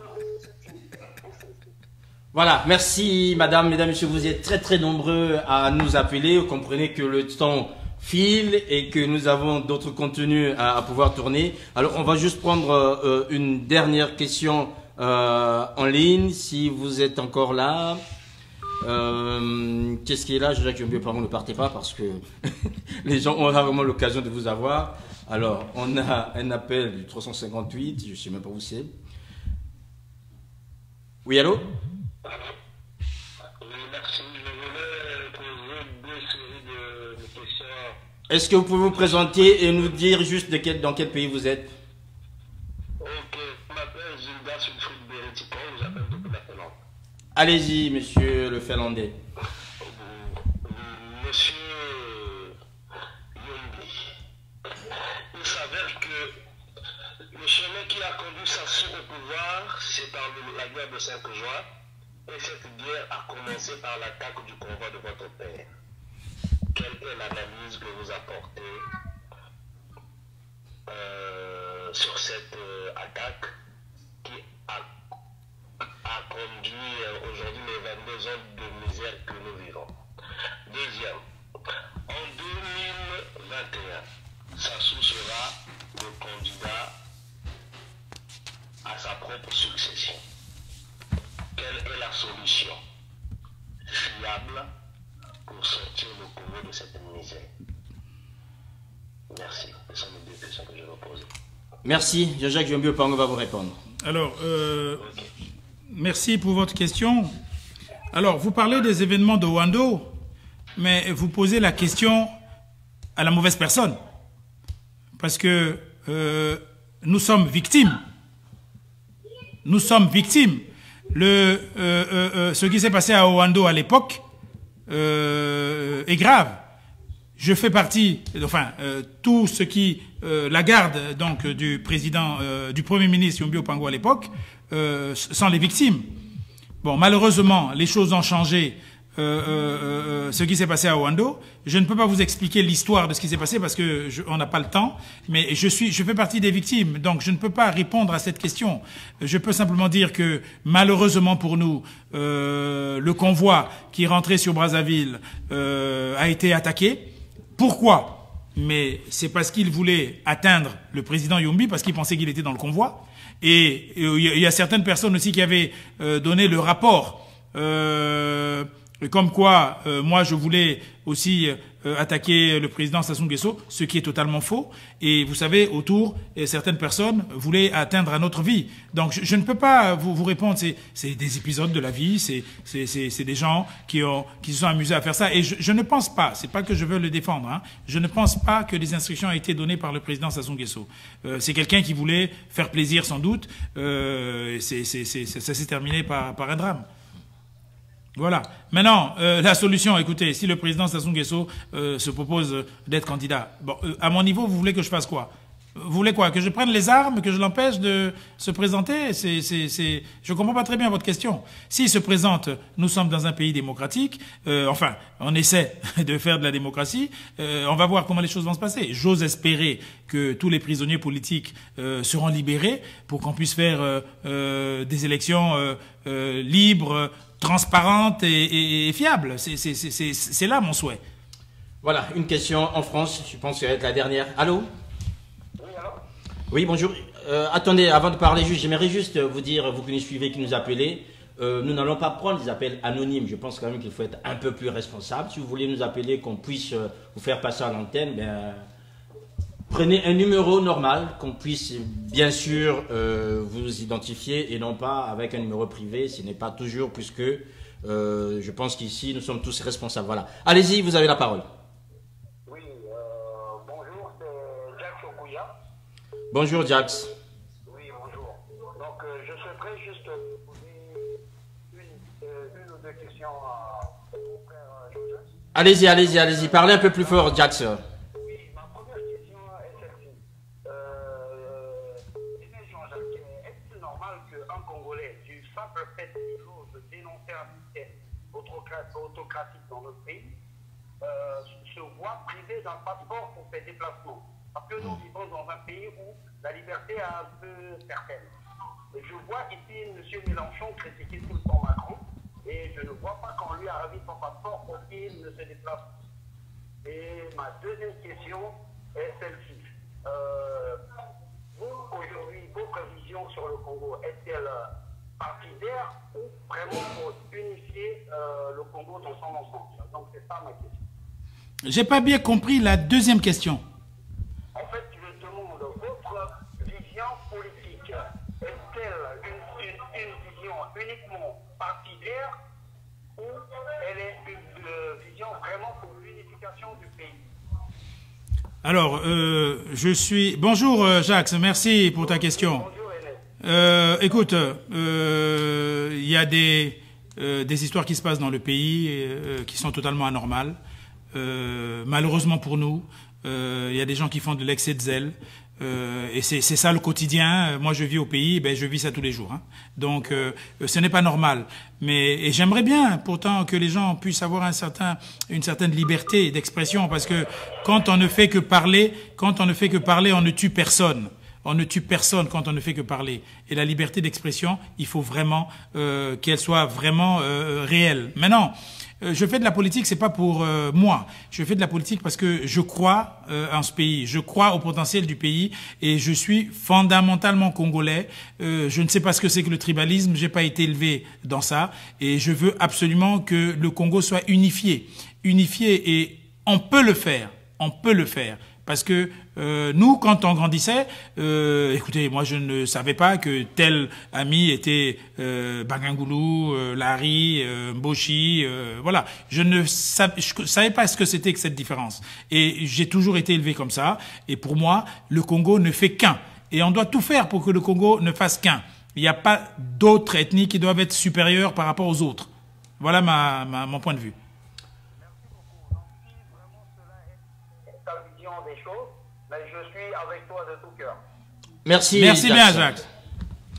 Voilà, mesdames, messieurs, nous sommes obligés, je dirais, de prendre congé de vous. J'aimerais vraiment remercier Jean-Jacques Yombi Opango qui a pris le temps de répondre, je dirais, à toutes vos questions avec la franchise que vous avez sans doute remarqué. Nous aimerions bien d'avoir autant d'acteurs politiques ou engagés dans la politique congolaise venir sur ce plateau échanger. Et nous comprenons aussi que ces échanges, en fait, permettent de libérer une parole et surtout permettent de replacer les choses dans leur contexte. Notre émission portait essentiellement sur le 5 février 79. Vous avez bien compris cette contextualisation ce jour-là. Vous avez aussi compris dans quelle ambiance on s'est retrouvé. Et vous comprenez qu'aujourd'hui, l'histoire congolaise, elle continue de bégayer puisque nous avons en ce moment une histoire qui est écrite par les vainqueurs. Et bien là, nous avons eu un vaincu qui lui a donné aussi une partie de cette histoire, mais un vaincu pas n'importe lequel, puisque lui aussi, il était là, au cœur où les choses se faisaient. Encore merci Jean-Jacques Yombi Opango pour cette disponibilité. C'est moi qui vous remercie. Voilà, mesdames, messieurs, merci à toute l'équipe de Ziana TV, Noko Kumunga Koso, Fred Espoir, Claudia Monkou, Alexis Passy et vous tous qui avez été assez présents de nous avoir suivis. Merci encore d'avoir pris le temps et surtout, nous sommes désolés de n'avoir pas répondu, je dirais, à toutes vos sollicitations. Vous étiez très nombreux à vouloir interroger et interpeller Jean-Jacques Yombi Opango. Nous espérons que d'autres acteurs de passage à Paris pourront aussi venir ici afin de passer ce moment avec vous. 2 heures selon, mais 2 heures pour une histoire, c'est pas grand-chose. Portez-vous bien, nous nous retrouvons la prochaine fois. Au revoir.